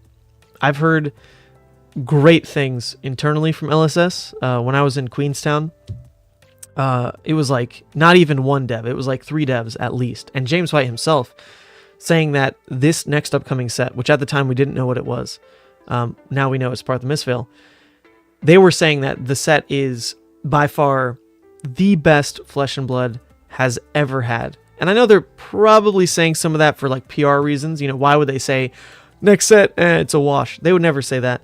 But there was true excitement from the devs. And some of these guys are pretty stone-faced. There was true excitement. Like one of the guys in particular, I was watching him play like an LL format game, and he was like, man, this next set, I just like don't want to play anything else, man. I just don't. This next set, oh, dude, I just can't wait, man. It's so good. And like, this is in his own private time. We're like hanging out, you know, at a hotel bar. The man doesn't have to be saying that. And he wasn't alone. There were so many sentiments like that around Part the Misveil. So I'm stoked. I think the set is, they love it. They love it internally. From what we know about it, we love it visually. So I'm, yeah, highly, highly excited for Part the Misveil. Hero-wise, I probably just want to play Assassin. I'm already quite keen to play, like, you know, Arachne for one, once draw my LLs. I think that deck becomes a lot more playable. Sure, a new Illusionist is coming out, sure. But there's no way that, like, new just scoops to Enigma. There's no way that's how they built the dynamic. They're within the same limited set. So that makes me feel like either Enigma is more prone to not needing like specifically poppers to interact with Illusionist. Like she already doesn't seem like a super Phantasm centric illusionist.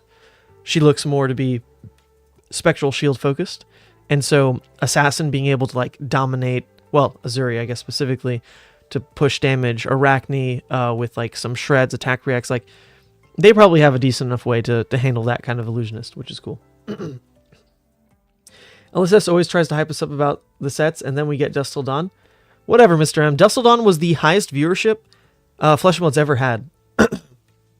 When that set came out, the viewership across the board in Flesh and Blood was the highest ever. Highest ever. So whether you liked it or not, whether people really like enjoyed the set, it definitely drew enough eyes and got people excited enough and rejuvenated the CC meta, at least in the very beginning. It definitely tapered off. It did fall off. But at least in the very beginning, people were so hyped for Dusk Till Dawn, and I don't fault LSS for kind of trying to live in that hype, because it really did hit records we've never seen. Like, that was the Battle Hardened Cincinnati, where we got like 30,000 views on a freaking Battle Hardened. Like, what is that? What is that? You know, like, the freaking Pro Tour has 40,000. This was a Battle Hardened, got 30K. And that wasn't, we weren't alone in that. Like, the Min-Max hosted events that also popped off. That was a hype time.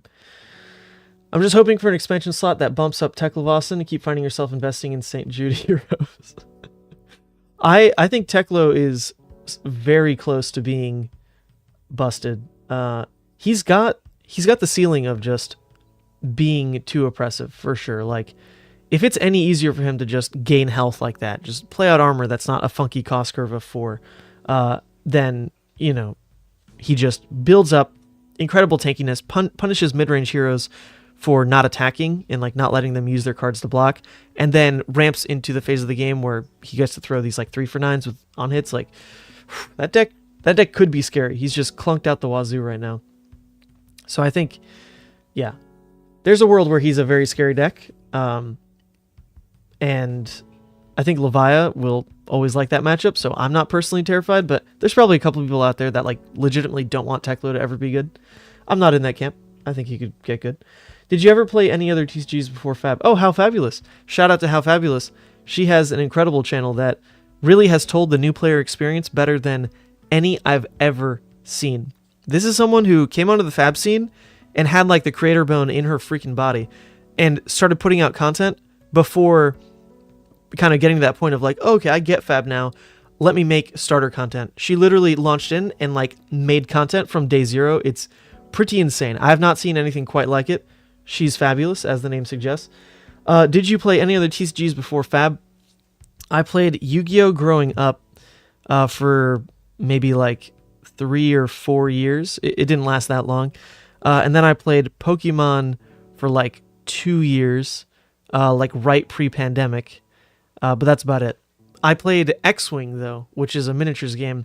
I played that basically since the day it came out until COVID, pretty much. So what was that, like probably 5 years, if not more? I loved X-Wing. And actually, shout out to the biggest piece of inspiration I've ever had in streaming, which is the Gold Squadron podcast. If you know anything about X-Wing, their entire kind of like coverage base and all that came from just someone doing it for fun. He was a music teacher. I think he might still be, this guy, Dion Morales. He just loved X-Wing and wanted to put out coverage, and there really wasn't any. It's very tough to pull off coverage for a miniature game like that, but he did it. He learned from basically zero and ended up getting a product that was so good that FFG would like hire him for like Worlds and Gen Con and stuff. So I was really good friends with him at the time, really good friends with him, would, pick his brain nonstop. And then when I started streaming Flesh and Blood, I actually reached out to him, and, he helped me a lot on just making sure I avoided some like, obvious red flags that he discovered from his own journey. So shout out X-Wing, Dion Morales, Gold Squadron podcast. They matter a lot to where we are now. Arachne is such a fun deck and relatively cheap. Absolutely. The hero abilities all look insane value. I do worry that this could be the next Tales of Aria. No. There's no way this is going to be the next Tales of Aria. Brian Gottlieb specifically is so critical of like early Fab design. There is no way that we get similar mistakes. He is fine giving individual cards power, but what he doesn't want is basically an entire set to just like displace everything else that has preceded it in Fab. I think there was like a dev panel that he did at the Pro Tour that we never got to play on stream because we just honestly didn't have enough downtime. But he and James White had this conversation about kind of setting the precedent too high with some cards, some generic cards like Tunic, like Command and Conquer, that basically make them have to, I think you might have even wrote an article about it, that basically make them have to check every time they release another CNC-like effect. Whenever they release a new chess piece, they have to constantly check it now against CNC, against Tunic, because the power has just been set so high. It's not that they're not willing to put out powerful pieces. Like, they do put out, you know, Balance of Justice. They do put out Savage Sash. Like, these are incredible pieces that are better than Crown in some scenarios, better than Tunic in some scenarios. But to have set the precedent there is what is scary, because they are willing to put power, but they want to put it very meaningfully, and not just have this assumption that the whole game is going to get lost in like this power creep format. I don't think that'll ever happen again the way it happened in Tales of Aria, in terms of just like, oh, CNC, like CNC is not like the bar, it's the floor. Let's juice everything. That's never going to be what happens. Never going to be what happens. Depending on what you're yelling about, it might be okay. Oh, you're talking to Josh. Josh is always yelling, always off on some tangent. Oh, sweet. Okay, everyone knows who you are. How fabulous! This is awesome. Probably answer this. How was working with AGE? Very impressed with the quality of coverage this time around. Yeah. So, when I was contacted about the Pro Tour, the stipulation in the contract was that I needed to hire like an assistant producer, and I was like, easy. There's only one person I want this to be. I want it to be Justin from AGE. Easy. Granted, Nathan, to be fair, my business partner, was getting married that weekend. Otherwise, he would have been involved, but he was he was busy. So reached out to AGE, started jamming on the Pro Tour. Unfortunately, not as early as I would have liked. I have this habit of just like, you know, I know it's going to happen whether like things are signed or not. So like I want to get started from like day zero, whereas someone with more business sense wants to wait until things are completely finalized, which I do understand. Anyway, so we start working on the Pro Tour, and I fly out to LA early to really jam with Justin in person and figure out a lot of the tech merger stuff. The way it really shook out was, you know, I have a product that that is just, you know, mine. Like the stream that I've worked on that I travel around with, like, you know, freaking not every weekend of the year, but like as many as I can. That product is very much mine, and it runs a very specific way, and it's very hard to get other people involved in like running that product. But there's a lot of like other pieces around it that were very new and needed to be elevated. For example, like running the backup match, having all the gear for like that was not me. That was all that gear came from Justin. You know, all the AGE stuff, like merging in. And then he was in charge of, you know, coordinating, getting the backup match run, and then we'd feed it in, yada, yada. He was also in charge of a lot of like the caster scheduling, caster coordination, all the things that if we had more time, I like might have gotten to, but it like definitely is never my priority to like take super care of the casters, because they're all incredibly capable people. So I normally let that, you know, I'll prep them, you know, we give them like a run sheet, and, you know, give them like stats to pull from previous callings. Like, I'll prep them to that degree, but to actually like do something elevated for the Pro Tour, Justin did like a really good job on that front, like with a really well formatted schedule, like hosted meetings with them, to make sure that they all were on like the same page day by day. And that was really, really useful, because like, I can't do that. I'm completely glued to, as soon as I get to the venue at like 7:30 to as soon as I can leave at like 10 p.m. I'm completely glued to the computer and the cameras and all that stuff. So he really filled in a lot of those gaps, and was, yeah, just really good to work with. It was, I mean, truly, like with every broadcast, I think there's things to do better for next time. But for like a pretty much trial run of just like, hey, can we pull this off? Like I said, I think we did a pretty good job, 93.5%. Good job. But yeah, I mean, Justin as a person was pretty incredible. He hosted me at his place for like the entire week preceding the Pro Tour. I played in the AGE Open and won the whole thing, which that is also just like the funniest part of the weekend to me. I showed up literally ready to just like you know, turn my brain off and just like relax for a couple days. I wanted to go see Dune. I wanted to go hang out with Charles Dunn, who works at Blizzard. I wanted to like go check his place out. I wanted to just like do nothing for like those first couple days because I was about to start nonstop, like 24/7 intense work. I wanted to have like a couple days off. Lo and behold, I show up to just like play an AGE and decide like, you know what? You never get this opportunity to just like travel across the US, like play against, you know, the West Coast players. Like there's some Levia players out there, but they didn't really show up that day. Like, what's his name? Alan Chavadin, who like normally plays Levia, like he wasn't there. So I was like, you know what? I'll take up the mantle. Forget having an easy day. There's no other like well-known Levia here. I'ma just do it. They need to respect Levia in these parts. I don't think they do yet. And so I had to show them a little something. So I show up not really intending to win the whole thing, but as soon as like we were into round 2, I was like, okay, I'm going to win this whole event. I just feel it. I feel it already. We're like in round 2. And I'm like, it's a wash, guys. Pack it up. I'm ready.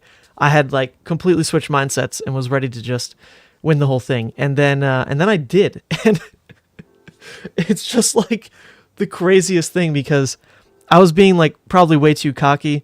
You know, I was hyping myself up to like Sam, who's casting, like anyone who listened, like, bro, I'm going to win the whole event. Like, you don't have to put me on stream. Like you'll get me in the finals, like whatever.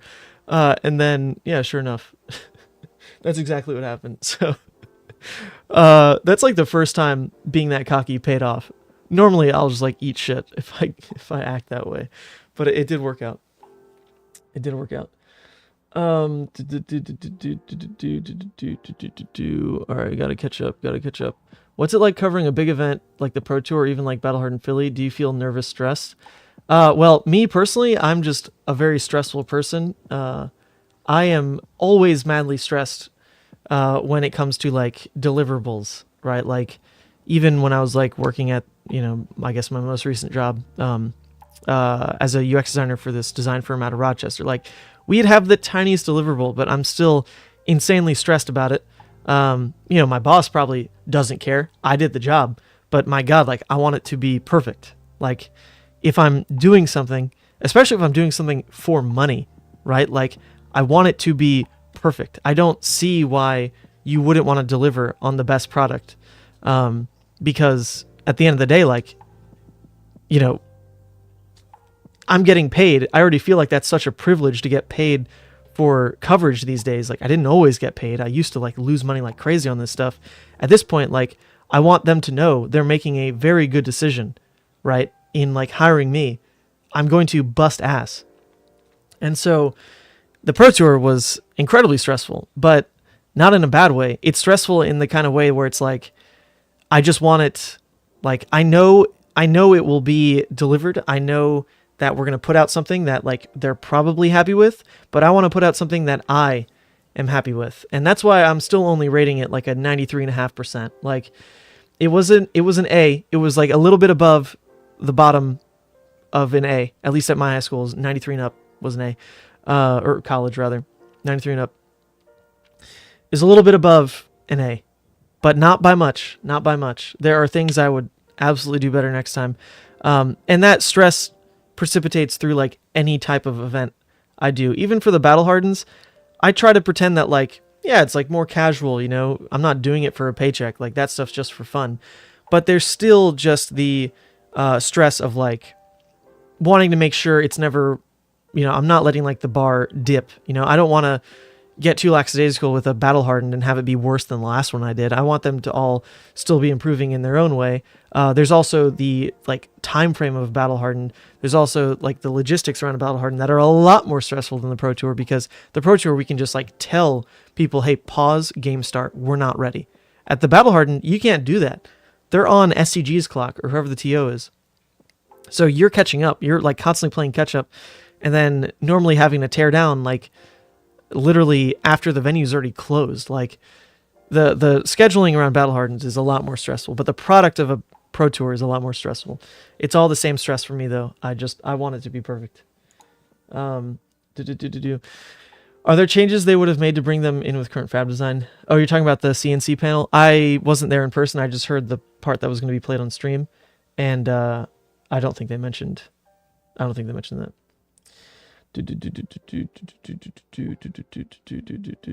Okay, I'm sorry. I'm just catching up. Hope LSS can get you for Worlds this year in Osaka. Oh my God, Chris, me too. I think a lot of people were really let down by the quality certain times in Barcelona.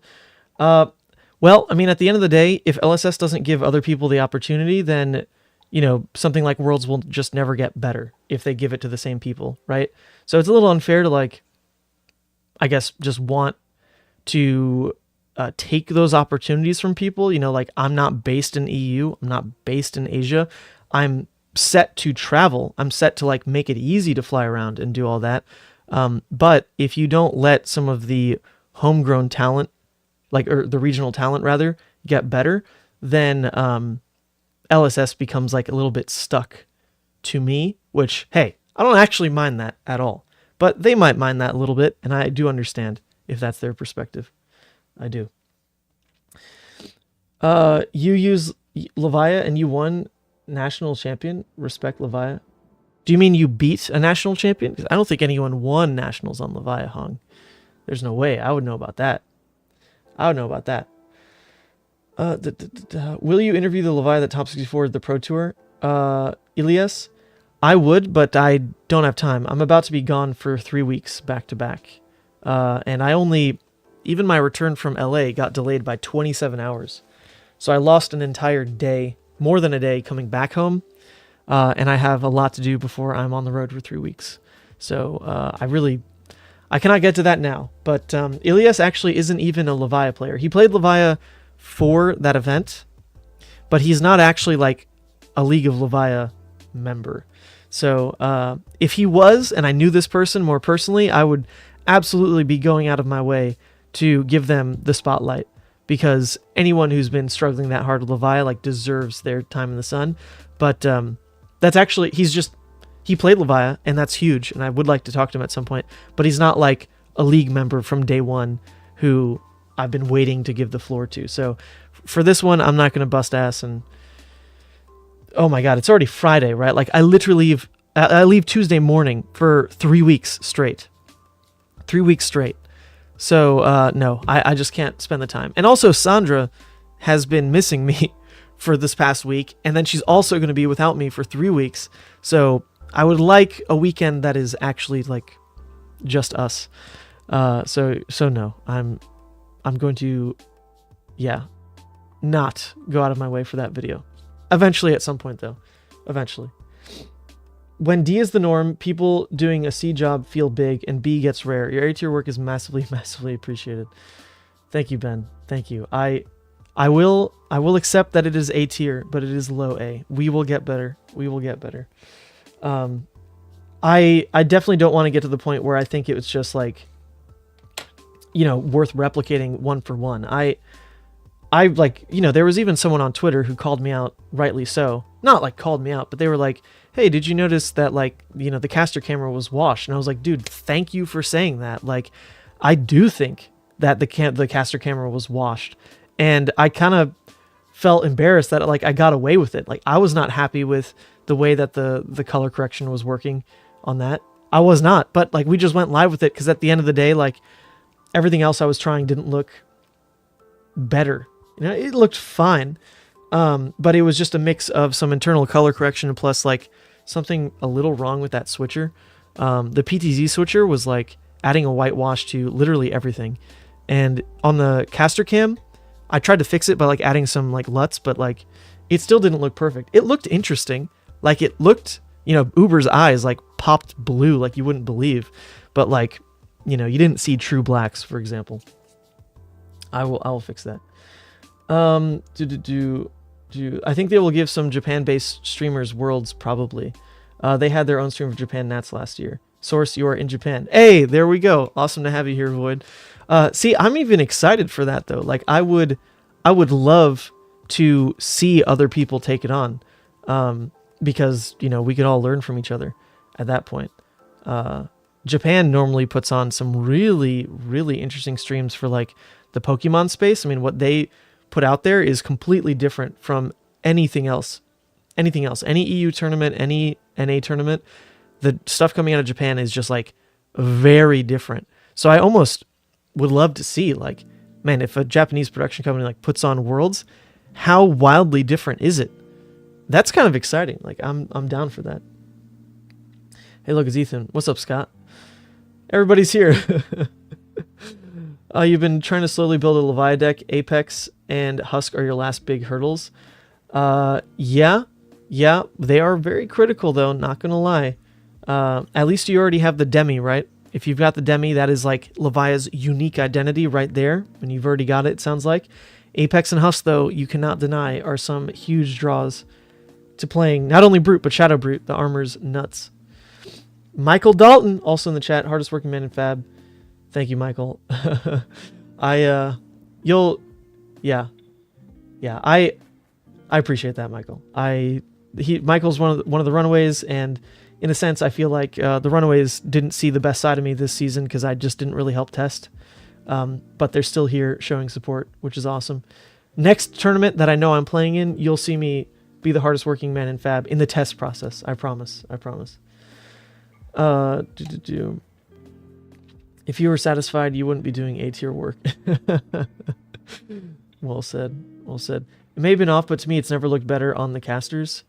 So I saved it to some degree then. I saved it a little bit, because if I left it without color correction, my God, it would have looked bad. But yes.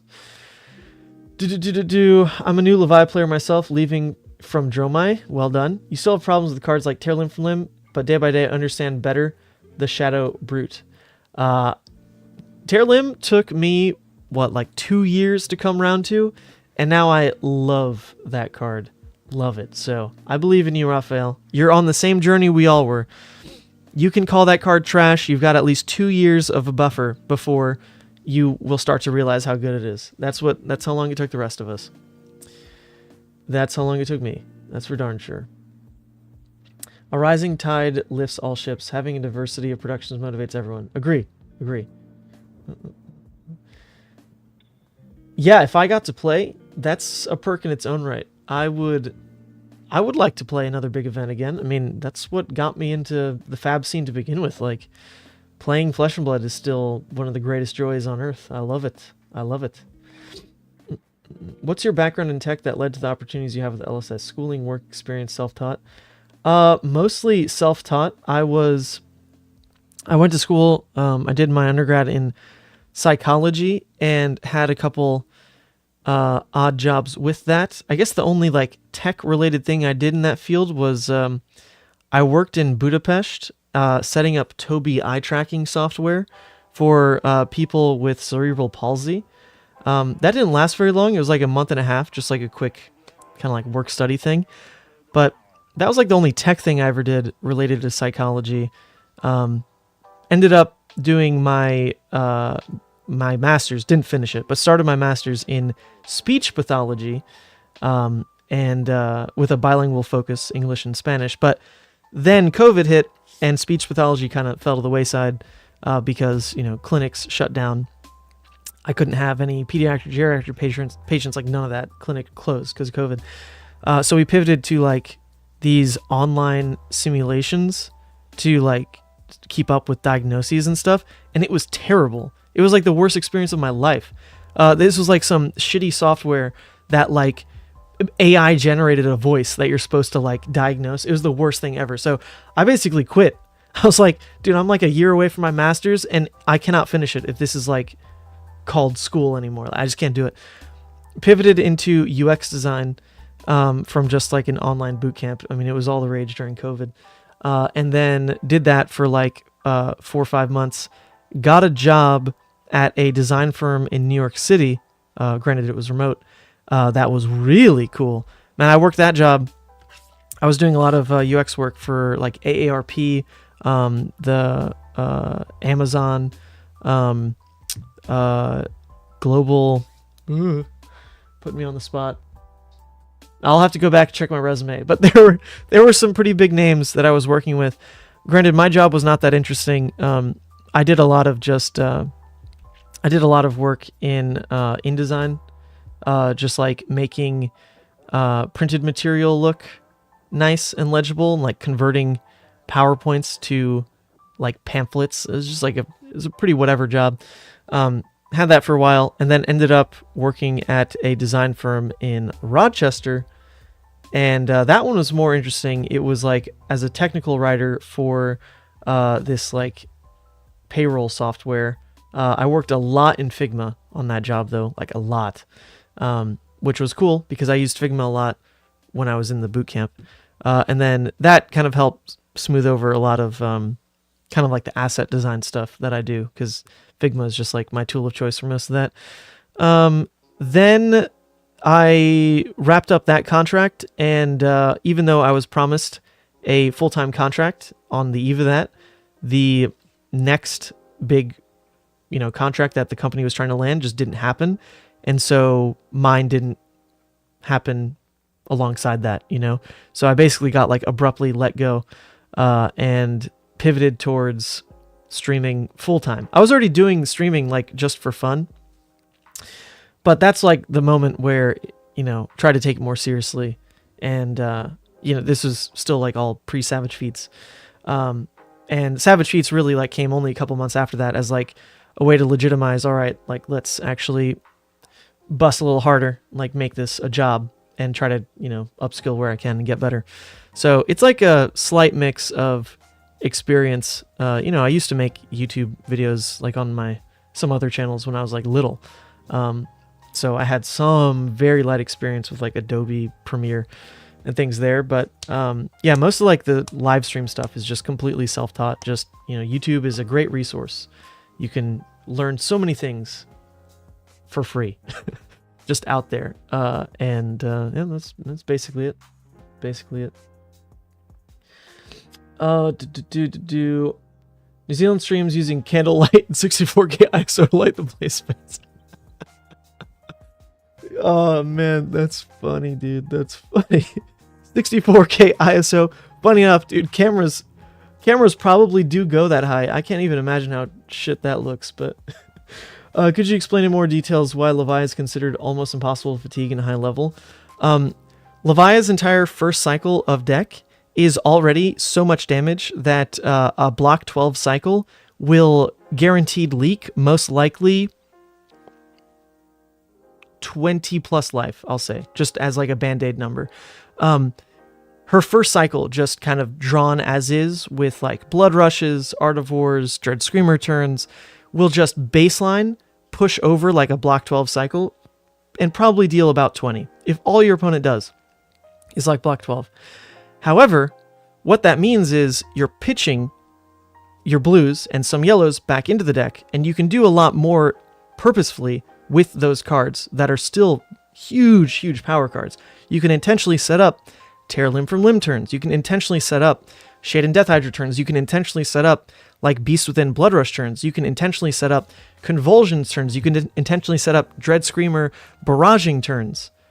You can intentionally set up instant kills with the flip to go like 4 wide on a Blood Rush or like an easy tear play. Like Levia just has so much damage just baseline in first cycle with the ability to easily store so much more in second cycle. And that's not even counting what recursion can add to that, where a single like Deep Rooted Evil just means anytime you have agility, you're dealing like 6 extra damage, which is crazy. Or like Howl from Beyond, anytime you want to convert 2 resources, be it like a yellow or like 2 resources from a blue on some kind of cost curve, it's just 3 free damage. Like Levia is just nothing but damage, and if she was bad at just damage, she'd be a terrible hero, because like she doesn't have on hits. Her deck is just numbers. And the fact that she's pretty relentless with her numbers is pretty unique, especially compared to other brutes. Like you look at, what Kayo's doing when he burns hard first cycle. Sure, he might be more consistent first cycle, and like hit some higher power spikes just like randomly off of singular cards instead of small combos like Levia. But once he gets to his pitched cards, it's trash. He gets to like these blues that attack for 5, which is just not what happens with Levia. So yes, I would consider her near impossible to fatigue with a competent Levia pilot. And in fact, at the AGE Open, I played against Charles Dunn in the top 8, who's renowned for his fatigue play. He was on Great Axe Dory, and I won that game. He's on Fatigue Dorinthia. Fatigue Dorinthia. My first 2 turns of the game, I pitched a Beast Within and Blood Rush, and an Art of War and a Shaden across like the first 2-ish turns of the game, to guarantee that I would have 2 power turns, basically. This is alongside some other reds and whatever. I would have a Beast Within Blood Rush hand, guaranteed, which is actually pretty critical late. If I need to block down, then it's a small hand that still turns off Blood Debt and lets me Blood Rush. And then an Art of War Shaden turn, which would let me Shaden Death Hydrant into Claw, come in for 16. So the first time I saw those power cards, I didn't rip them. They just went to the bottom of the deck. And then I know for a fact I can play the rest of the game completely first cycle. Because it doesn't matter. I have a 21 damage Blood Rush turn, because I had the Beast Within Blood Rush with an Endless Maw. And then I had a 16 damage turn. So I'm looking at playing the rest of first cycle, and then drawing into hands that literally like are going to deal true damage guaranteed at that point. So if I do the normal thing of like play out first cycle, leak damage here and there, then I'm drawing into hands that just like de facto like win the game on the spot. So yeah, I mean, it took me like 2 turns to just say, I'm just going to like block and then like pitch this red and yellow into Claw. And it might look like trash, but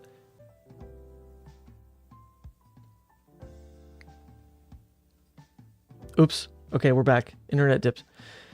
So at that point, Charles has to make the choice. Whenever he sees like a Sharpened Steel, he has to use it to attack for 3, not block for 3, because he knows he guaranteed loses, like in, you know, my first 2 hands of second cycle.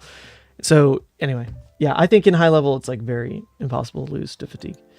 Will I be here for the world premiere? No, I cannot make it out to Japan for the world premiere. For Worlds, absolutely. Whether I'm broadcasting, playing, absolutely, I will never miss a Pro Tour Worlds. Will I see you in Amsterdam? Yes, I'm going to be in Amsterdam with my brother and sister. We are going to make it a little family vacation. No matter what. I don't know if I'm playing, streaming, whatever, but I will be there. What is the league? The League of Levia is a free Discord. The link should be in the description. Of just, I think at this point, 1,700 Levia players. It's a lot. And it's actually like very active. It's not, I do not have a Mansant Discord. That's not what it's about. It's about the League of Levia, where everyone shares their struggles together, shares their triumphs together, theory crafts together. And it's a pretty good place to be. Pretty good place to be.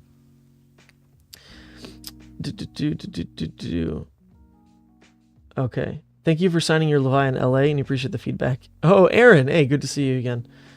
Living in the world where Kayo LLs and takes claws out with him, where do you think Levia stands sans claws? So I made top 32.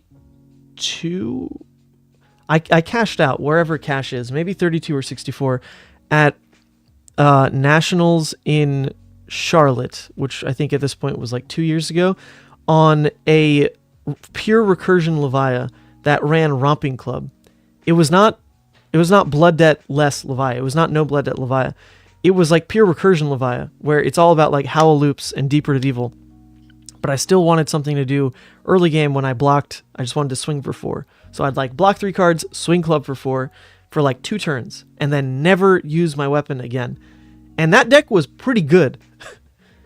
Yo, there we go. Bad Kid Ninja subscribed. Hello. And that deck was actually pretty good. Granted, it was like an old hymn meta, so I was trying to just like pair into the old hymns and get free wins, and I did. But there's a world where like similar strategies are very playable. You don't need your weapon to unlock stupid Levia math. Her recursion can definitely do that. And in a way, if you think about it, Howl from Beyond is basically a Mandible Claw. 2 resources for 3 damage, fills the graveyard, and says go again baked in. Doesn't have the same highs as Blood Rush, but there are ways to access like very similar damage and rates. I think, personally, I still have a massive problem with Hexagore in that it is a very inflexible weapon with Consumed and Redeemed. The weapon is just like, you can clearly see was not designed around the demi-hero ever existing, because it is completely anti-synergistic with Redeemed. Like, just unusable. You kill yourself.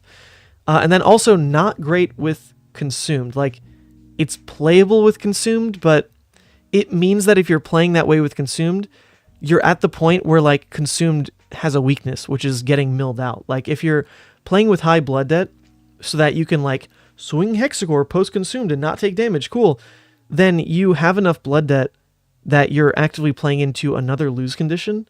Like, I'll flip to Consumed with, like, 3 blood debt, bro. Like, that's good enough. Hexagore is, like, incentivizing a, I think, like, inherently weaker way to play Levia.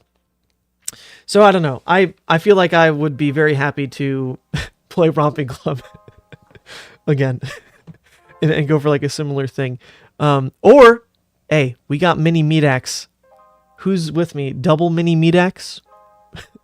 Or maybe once Kayo LLs, he only LLs 1 claw, and then we can mini Medax and a claw. Who knows? Who knows? You're gonna start dash onwards towards arena. What? I don't get what this means. I'm going to start dash onwards towards Arena 2 Discord in response to this supposed Legal Levi Discord. I'll leave now. Not sure what that means, Jacob. Good luck. Kayo having 11 armor with great text on all pieces. Is it a little too much?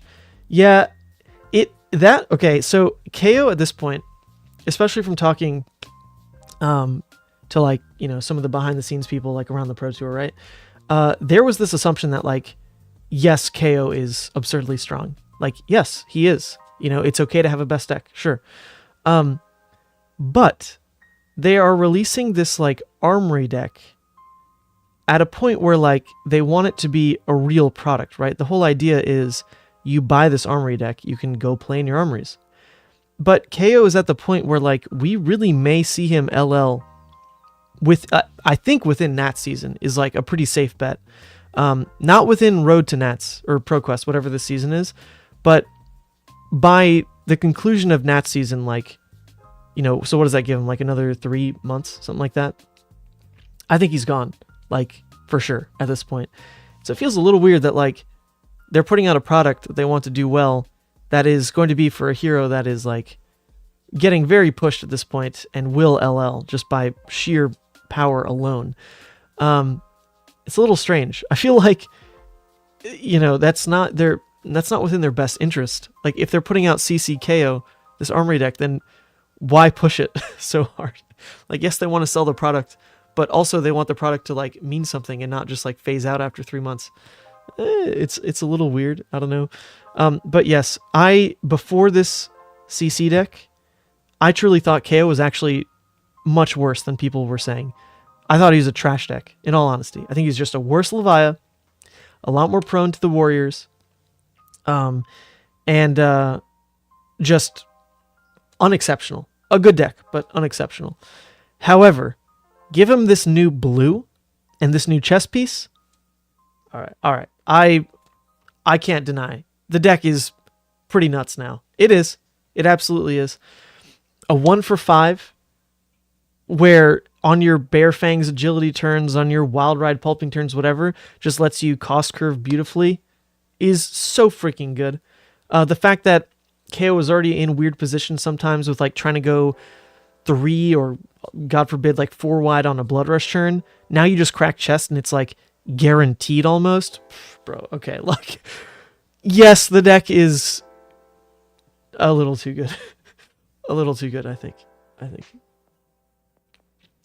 LSS was lucky Kayo didn't get 300 points this weekend. Yes, if it got 300 points, then, like, with this next calling and, like, the ProQuest season, there's a world where he LLs. I think that's actually possible. Like, that, well, no, because that CC deck comes out in May, right? Not April?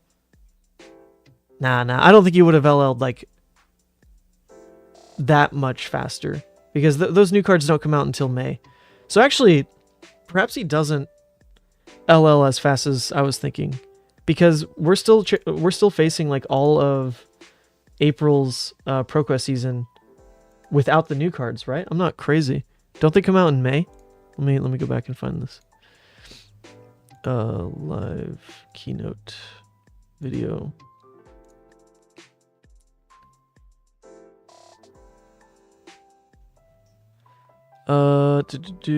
Let's see. Kayo. Oh, so I'm scrubbing the video. Yeah, May 3rd. Comes out May 3rd. So maybe he doesn't get that many points in April, and this is like a fine product, because then he'll last like 2 seasons or something. Sure. Sure, it's fine. At that point, I won't question it. It's all part of the plan to take claws out of the meta. Yep. That day is inevitable at this point. Absolutely inevitable, but that doesn't mean they won't come back at some point. Perhaps we just deal with another low point in Levia's storied saga, where she just doesn't have claws for a while, but then she gets them back once we go to the Savage Lands proper, and there's like another brute that uses Mandible Claws. We'll see. We'll see.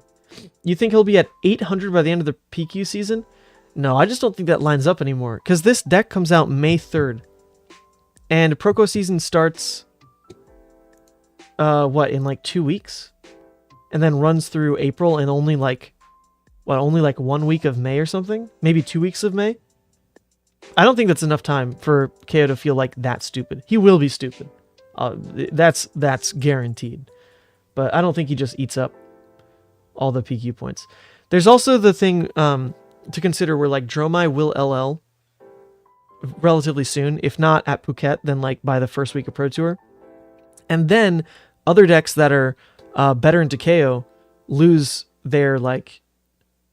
Well, actually, I think if you play these matchups perfectly, like the Hatchet's Dorinthia deck, or like the Kasai deck, for example, like Kasai does struggle into Dromai, but like the Hatchet's Kasai is playable into Dromai. But once Dromai is gone, the Warriors get to come back, and they should beat Kayo. They should. And they just don't have to worry about bad matchups anymore. They'll still lose to Keynote. So that'll be an interesting thing, where like the rise of Warriors means Kano gets better, and then Kayo is better because he should stomp the Kanos. We'll see what happens with this crazy ass game, but there are a lot of points on the line. I don't deny there are a lot of points, and I do think it will probably be quite the disparity between like 1 or 2 heroes that take it over the rest. Is the new Brute chess piece ever good enough to join Carapace and Levia decks? Do you mean Husk? Maybe just versus combo? Yeah, I was talking about it before. I think the new chess piece has a lot of like math that is very interesting to evaluate for Levia, because just to hit the high notes again, it blocks 2, right? So plus 2 life. It gives you instant on-demand graveyard fill, unconditional of what your opponent does, which is actually huge. The last time an effect like that existed for Levia was when I was running Hope Merchant's Hood, like 2 years ago, or whatever it was. And that was a massive, massive play of just like, oh, I need graveyard. Crack Hope Merchants. Try to get a better hand. This is like a very similar vein of crack chess piece, get a better hand by fixing your resources. And so on-demand graveyard fill like that gives points somewhere to however you want to evaluate the card. It also then saves you pitching a card realistically. Like if you're going for some play like Dread Screamer and Endless Maw, that is 4 cards. Just it takes what it takes. If you use this chess piece, then it's 3 cards. Dread, Blue, Endless. You're now saving an entire card. What do you do with that extra card? Yeah, you can block with it. You can put it in Arsenal. Probably gets like 3 value roughly. So you're looking at a chess piece that blocks 2, gives you graveyard fill, and saves you a card. Which 2 life, 3 value on card, and gives you graveyard fill, you could argue is like about 6 still. But what you're losing is the ability to completely ignore a CNC. And that is pretty huge. Like, Husk just saying ignore CNC is massive. Because CNC, very omnipresent across many decks. Definitely more so because, like, Dromai's in the game, right? People care about poppers. But any deck that, like, takes damage to pull off a 2-card CNC while you have Husk is just, like, asking to get beat. Asking to get slapped left and right. And you're just now actually open to that kind of play harming you. I don't like that. I don't want CNC to feel good into Levia again. I want people to keep taking their 2-card 6s that I can just ignore. Alright, catching back up. He could get 300, 400 without those cards. I don't think Kayo's that good, man. I know 4 of them made top 8 at the Pro Tour. But if you look at the CC records, 2 of them were 5-3. 2 of the players who brought Kayo into top 8 were 5-3. 1 was like 6-2, and 1 was 7-1. And I don't think there were any undefeated Kayos at the end of day 1 either. So like, Kayo as a CC deck has flaws. Like, the deck is not... like, truly, if you play Levia and you play Kayo, you will be unimpressed with Kayo. You're just like, man, this feels like a trash Levia. There's more consistency across the board with Kayo. I do understand that. Yes. There's more consistency across the board. But if all you're looking for is kind of like the highs of Brute, he's not that good. He's not that impressive. He's really not. The fact that you like struggle to go 3 wide on Blood Rushes, the fact that like some players are just straight up cutting cast bones, like, bro, okay. You know, I feel like the 1-card 6s are the best thing that Kayo is doing over Levia. Like when you get to basically E-Strike draw card, that's a 1-card 5 if you have a Might 1-card 6. Like, that's crazy. Levia can't touch that rate other than like Doomsday. When you cast bones, same thing. Levia can't touch that rate. Everything else he's doing, not that good. Not that good. Just saying. Seriously, amazing work on the coverage for PT. Thank you, Nathan. Yeah, it was awesome to be able to cover Josh as well. Just seeing our hometown hero go all the way to freaking top 8 like that. It was just such a story. And the only US member making it too, that's got to feel good for the card guys. That was awesome. 'Twas awesome. Blood Rush, Claws, Screamer 1 cost for 2 blues. Yeah, no, see that line is also pretty good. Pretty good. The problem with lining that kind of play up is generally it's easier to do post-consumed, right? Because then you have a guaranteed other half somewhere. You have either the 1 cost you're pulling or like the Screamer you're pulling. And if you're doing it that way, it doesn't really matter that it only costs you 2 blues because you are playing with like an extra intellect at that point. So you have the extra card generally to play with. But in like a first cycle situation, if it just like comes up, high roll this draw, then yeah, like crack chest, get to pull that off. That's pretty hype. As someone looking to get into Fab as a whole, do you think Levia is good for teaching the fundamentals? No, unfortunately not, Bad Kid Ninja. I think Levia is a terrible deck to start with. She's a hero that obviously feels better now than she ever did, but she is still going to sap so many games from you prematurely, because if you make a mistake or get a little bit unlucky, the game will just end. And you don't want games to just end when you're starting the game, right? Like, what feels worse than sitting down, playing like 3 turns, and then realizing, oh, I lost? That's terrible. It's like playing into Kano every game. Would you want to sit down as a new player and play into Kano every game? God, that'd feel terrible. And like, Levia is basically putting that on yourself. So I would not start with Levia. I would start with probably Warrior.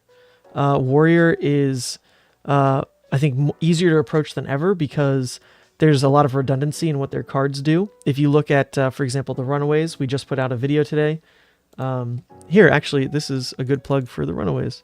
I just put out a video for them today with Charles and Cody. Oh man, only 88 views. Yo, you gotta juice this, folks. You gotta juice this. Go give this video some views, people. Anyway, this is the deck tech for Hatchet's Dorinthia that most of the team played. And honestly, this kind of deck has a lot of redundancy. You know, like all these cards give Gogen to your Hatchets. All these cards give Gogen to your Hatchets. These cards give Gogen to your Hatchets. These cards are defensive. These cards are your power cards. Like, you know, I'd play a deck like that where you're allowed to make some smaller micro mistakes, but because your deck has so much redundancy, you can just like always get bailed. Guardian is pretty good for that. Warrior is pretty good for that. So I would start probably there. I would start there. Not Levia. Not Levia. Raphael can attest to this in chat. The deck punishes your mistakes hard. Yes, yes. However, if you want some of like the most exciting bits of gameplay, nothing does beat Levia. She is so incredibly exhilarating. And if you want to just enjoy what you have to look forward to in Flesh and Blood, then I would recommend going back and watching my top 8 run from AGE this past weekend, or actually I guess 2 weekends ago. We haven't really talked about this, but these were the stream games from when I went out to LA and got to play in the AGE Open. I'm trying to find the top 8, see if they show it. Top 8, top 8, top 8, top 8. Where is top 8? Surely there's a graphic. This is why you add timestamps, people. I cannot find it. Gotta add those timestamps. Top 8, top 8. I swear they show an updated top 4 graphic somewhere. I feel like I screen grabbed it. Maybe they show one for the finals. Second, third. All right, we may just have to live without the graphic. No, come on, come on. Surely, surely, surely. Surely, surely, surely. All right, whatever. Doesn't matter. I was in top 8 of the AGE and wasn't on stream until finally the top 4. You can see, oh, look, that's the crew. There's me. There's Justin, the man behind Arcane Events, who is my co-producer for the weekend, and Sam O'Byrne, who's the caster. So I got to play on camera finally for the top 4 and finals of this event, and it really is like some of the most exhilarating games of Flesh and Blood. We had condensed into like 2 weekends some of the most edge of your seat fab ever. Like this game, me versus Kayo, is ridiculous. The things that go wrong in this game were honestly hard to stomach at the time, and yet I still came out with a win. And if you go back and like look at the chat on this game in particular, people think the game is over. They're screaming from the rooftops, "No, Ethan, no, you've punted, the game's over," whatever, whatever. It seriously is a sequence of like 4 of like the worst bad luck scenarios possible, like back to back. It's egregious how bad it goes, and I still win this game. But you'll never get those comeback moments if you are new to Levia. You will not. If you're new to Levia, you will lose this game 100,000%. So you can look towards this stuff as like kind of what you have to aspire to, because this was an incredible game of Flesh and Blood, and then the finals was a lot easier than expected. It was a Dromai player who did not know the matchup well, and it was a very I mean, you can look at the life totals here, 32 to 0 basically. Very convincing win. Anyway, that was pretty fun. This is actually where the thumbnail comes from. I was wearing the Runaway shirt, and the Runaway shirt says "unlucky" on the back. I know I'm very lucky. I'm a very fortunate person, but it is just funny because the Runaway saying, I think it comes from Yanji more than anybody, is that you know what? Like sometimes you just get unlucky, and it's actually like not wrong to say unlucky sometimes. And I thought it was very fitting because I did get very unlucky a lot. But at the end of the day, we still got there. What a tournament. What a tournament. Look, Michael Dalton was in the chat. As he is now, he was then. Very, very fun event. Very fun event. I'd say KO is a step too far abstracted for new players. It requires probably subverting what's printed on the cards he plays because he's constantly augmenting them. Yeah, hey, I didn't say KO. I said Warrior and Guardian. I think those are pretty safe. KO is harder to play optimally. I think, yeah, like, man, I think I'm just super biased. I don't even see KO getting free wins. I think that deck is so bad. Like, you can start with turn 0 cast bones, but you're still going to lose games to players who know what they're doing. Like, we saw the Dromai player who took down the ProTour, Arthur Trehe. He beat turn 0 Castbone's Kayo in top 8 and top 4 just because he knew the matchup on his side of the board perfectly. And he could still win. Like, Kayo can hit these ceilings, but it doesn't just like, oops, I win, in against some of the best. I think at the lower level, when everyone is maybe more on the same page, he's going to feel more unfair than a lot of other decks because he just has like big flashy numbers. But I still don't think that makes him a good deck. Like, I'm hella biased. I think Levia is just so much better than he is, but is what it is. Is what it is. Obviously, the conversion rates and all that claim that Kayo is much better than Levia, but who am I to listen to the stats? I don't. I just believe. I believe in my heart of hearts. Punish is hard, but good. How fun to play this deck. Quite unique in gameplay. Absolutely agree. Wait until you dip into, like, pure recursion stuff. When you find the highs of, like, a recursion Levia list, whew, it is some of the most intoxicating gameplay under the sun. Looping Howl from Beyonds. The fact that opponents look at your Howl and they're like, wait, didn't you just play that? I'm like, yeah, but I just rebanished it. And they're like, huh? I'm like, yeah, it's pretty dumb. Like, the amount of like reactions like that are pretty insane. It was more common in like the old him meta where recursion was just like nuts. I'd play the same Howl like, 15 times a game, and my opponent's old him would just be like, dude, that's broken. I'm like, no, actually, Winter's Wail for 4 with Frostbite is broken, but thank you for, thinking what I'm doing is even remotely as good as that. Thank you.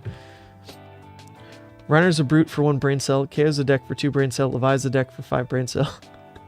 I guess it depends your build of Reiner. I think Reiner is a lot harder than Kayo. Depends what build, though. If you're going for, like, I guess you can't even play, like, Berserk Reinar anymore, but if you're playing, like, aggro Reinar, then I think you know what you're doing. You're, like, full keeping every hand and just saying send it. And your deck is not very good. If you're playing a more mid-rangey Reinar, or, like, a more defensive Reinar, I think the deck's a lot harder. A lot harder. The highs of Levia are unmatched. At my RTN, I beat a Dromai from 1 life left with consecutive 14 and 9 Dominate Convulsions, Shade and Death Hydra, and Howl Beast Hulk turns. Biggest thrill in Fab ever. That's insanely cool. Dude, Shade and Death Hydra, like, what a card. What a card. It inspires so many incredible moments on the field. They're rarely actually there. I've had Hydra on my list now for, like, what, the RTN and this AGE, and I think I played it like maybe twice out of like 20 games or whatever that is. Oh man. But the high is there. The high is there. As a lore player, Levia and Dromai reminds you of Lee Sin, and that has an overall bad win conversion rate, but when someone knows how to play the deck, it does well. Yeah, that always was the case with Lee Sin, right? It's like terrifying tournament deck. Because once you saw it in tournament, you knew the player is like on another level. Which, I don't know, that is even hard to translate to Levia sometimes, dude. Pat Eshke, for example, played Levia at the Pro Tour, and Pat Eshke is like the other Runaways Levia player. I would consider him incredibly good at the deck. He puts a lot of time in. He like won an RTN this season. He is constantly like, in conversations with me over like card choices, whatever. And he went 0-4 at the Pro Tour. He went 0-4 on Levia. And he's like one of the better Levias. Yo, what's up, Emma Corpse? So I would like to think that when one of the better players takes it to a bigger tournament, you should fear Levia. But I don't know, dude. Like, Pat went 0-4. Like, the proof isn't really in the pudding on this one, I mean, for me it is. Jeez, man. If I was at that Pro Tour, freaking undefeated, on Levia. You know what it is. But that's just because I'm running hot right now. That's just because I've won the last 2 events I went to. It's just that's a me thing. Levia overall is still having issues. Still having freaking issues. Hadrix, you were the you were the one to make it 0-4. All right, so at least you didn't go 0-4. You went 1-3. Yo, that's just so bad. So bad. You came across Plasma Mainline. You can't help but think it's going to be eventually good. Wasn't it played for a second in Dash.io? I think it saw play somewhere. But yeah, there's some cards with untapped ceilings, I admit. All right, we have been live for about 2.5 hours. Honestly, my intent was just to hop on and hang out until I needed to do something else, and I think that time is basically now. I need to go eat some food. I have not been out yet, and I can go walk downtown to a coffee shop. I think that sounds pretty nice, and get some more work done. So we'll wrap up the stream within like 5 minutes or so here. If anyone has any last minute questions, that's the whole point. We didn't play any games. I just here to hang out, show face, before I'm inevitably gone for way too long. What I really need to do is take a page from Ramada's book and get like a folding phone so I can make content on the go. Ramada was like editing some of the best videos you've ever seen on his folding phone in Queenstown, like while we were on a boat. Like, it's just, first of all, he's a madman. He is so committed to consistent content, and it's incredible. But also, that folding phone, you can use, it's like a light version of Adobe Premiere, something like that. And it's got really great functionality. You can just like make videos on your phone. So maybe that's the next investment. I need to look into those UPS things. Those power bricks. Oh my god, don't get sick, please. Those power bricks and a folding phone. There we go. Have a great time in Phuket.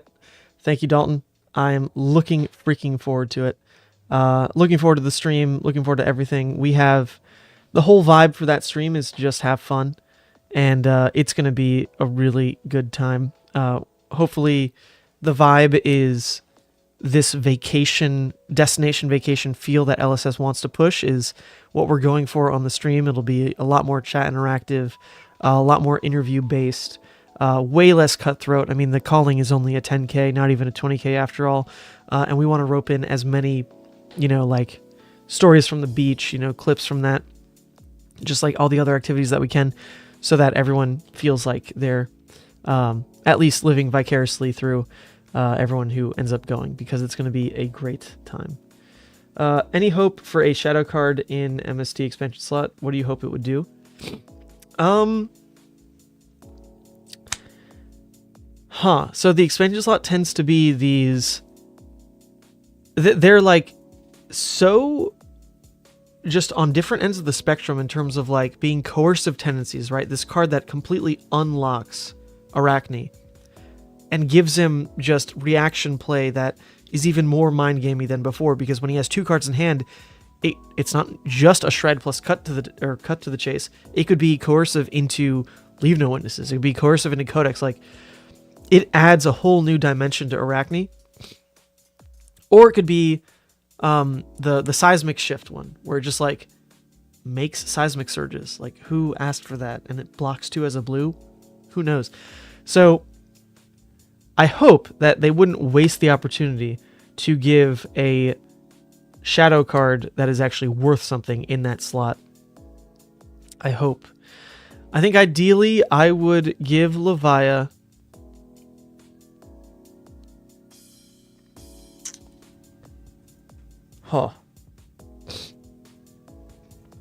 Man, this is tough. What do we really want in Levia? The decks right now, I feel like, are so tight for good cards. I'm running like mostly one-ofs and everything, just because there's so many good cards I want to add anyway. Yo, I can't even really answer that. Like, I feel like I already have all the cards that I want to workshop and toolbox with in Levia. So, I mean, I'll always beg for like a better version of Shadow Blasphemfet. I still hate that card with a freaking passion. I've run it now. Okay, we're back. Oops. Before the Demi Hero, it meant that you would go for recursion strategies to basically supplement your entire game plan. Like, everything was just about a loop. Whereas, like, now, the Demi Hero means you are flipping cards face down upon rebanish. So, like, you don't get to just loop Howl forever if you go consumed. So I think more support in the recursion package wouldn't be awful. because you then are faced with more decisions of like, do you go consumed because it's more immediate power, but you're shutting down recursion? Or do you try to grind and still need to jump through some hoops of like getting recursion pieces into graveyard before you flip redeemed? Like, I think recursion isn't the strongest thing Levia can do anymore. So adding a little bit more support back there would be interesting. As far as tutor effects go, like, it's hard to just say make Shadow Blast Effect, but better. Realistically, that's what I want, though. I'd love if Shadow was a yellow or, like, blocked. That would be sick. But yeah, I don't know. I think there's still a lot to explore with the deck. And I'm sure whatever card they come out with will be interesting, to say the least. And at this point, I'm so comfortable running, like, one-ofs in Levia. No matter what it is, there's probably room for it in the deck. So we'll see what happens. Okay, with that, everyone, we'll call the stream. A card that makes your opponent take your blood debt. Jesus, that'd be nuts. Oh, Emery. Oh, I missed your first comment, Emery. I did see it. Let's see what you said the first time. Can't stay for long. Just wanted to stop by and say great work. Yo, thank you, Emery, and safe travels. Absolutely, my friend. Thank you, thank you. Jordan. Oh, Jordan Long. Yo, our Viserai from stream. You're the first Viserai who I actually enjoyed watching on stream, Jordan. Well done. Well done. Just dropping in to say great job with the PT stream. Really great weekend. Travel safe. My pleasure, my friend. I didn't even know you were a Viserai player when I first met you. I probably would have been way more sour with you. But I'm glad we started off on a, the right note, because it was cool to see you 3-0 or 2-0, whatever you were on stream. All right. With that, everyone, gonna peace out. Got some other stuff to do. Thank you all for being here. Cool stuff in the works still. I'm going to be on the road for a bit, but I've got some badass new art coming through for some new might and agility tokens. Just you wait. They're pretty hype. Probably a new run of sleeves attached to all that. 2 new original art pieces centered around Levia. If you want a sneak preview, one of them is on my Patreon right now. With that, everyone, I'll see you, at least from behind the desk, at Phuket, at Atlanta, and at Vegas. Goodbye. Woo!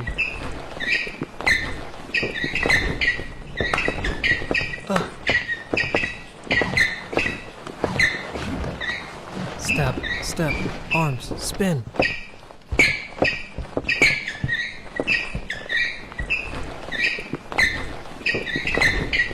What? Woo!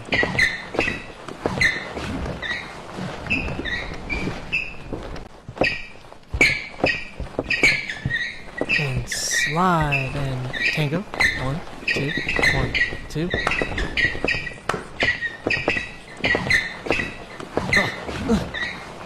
Slide.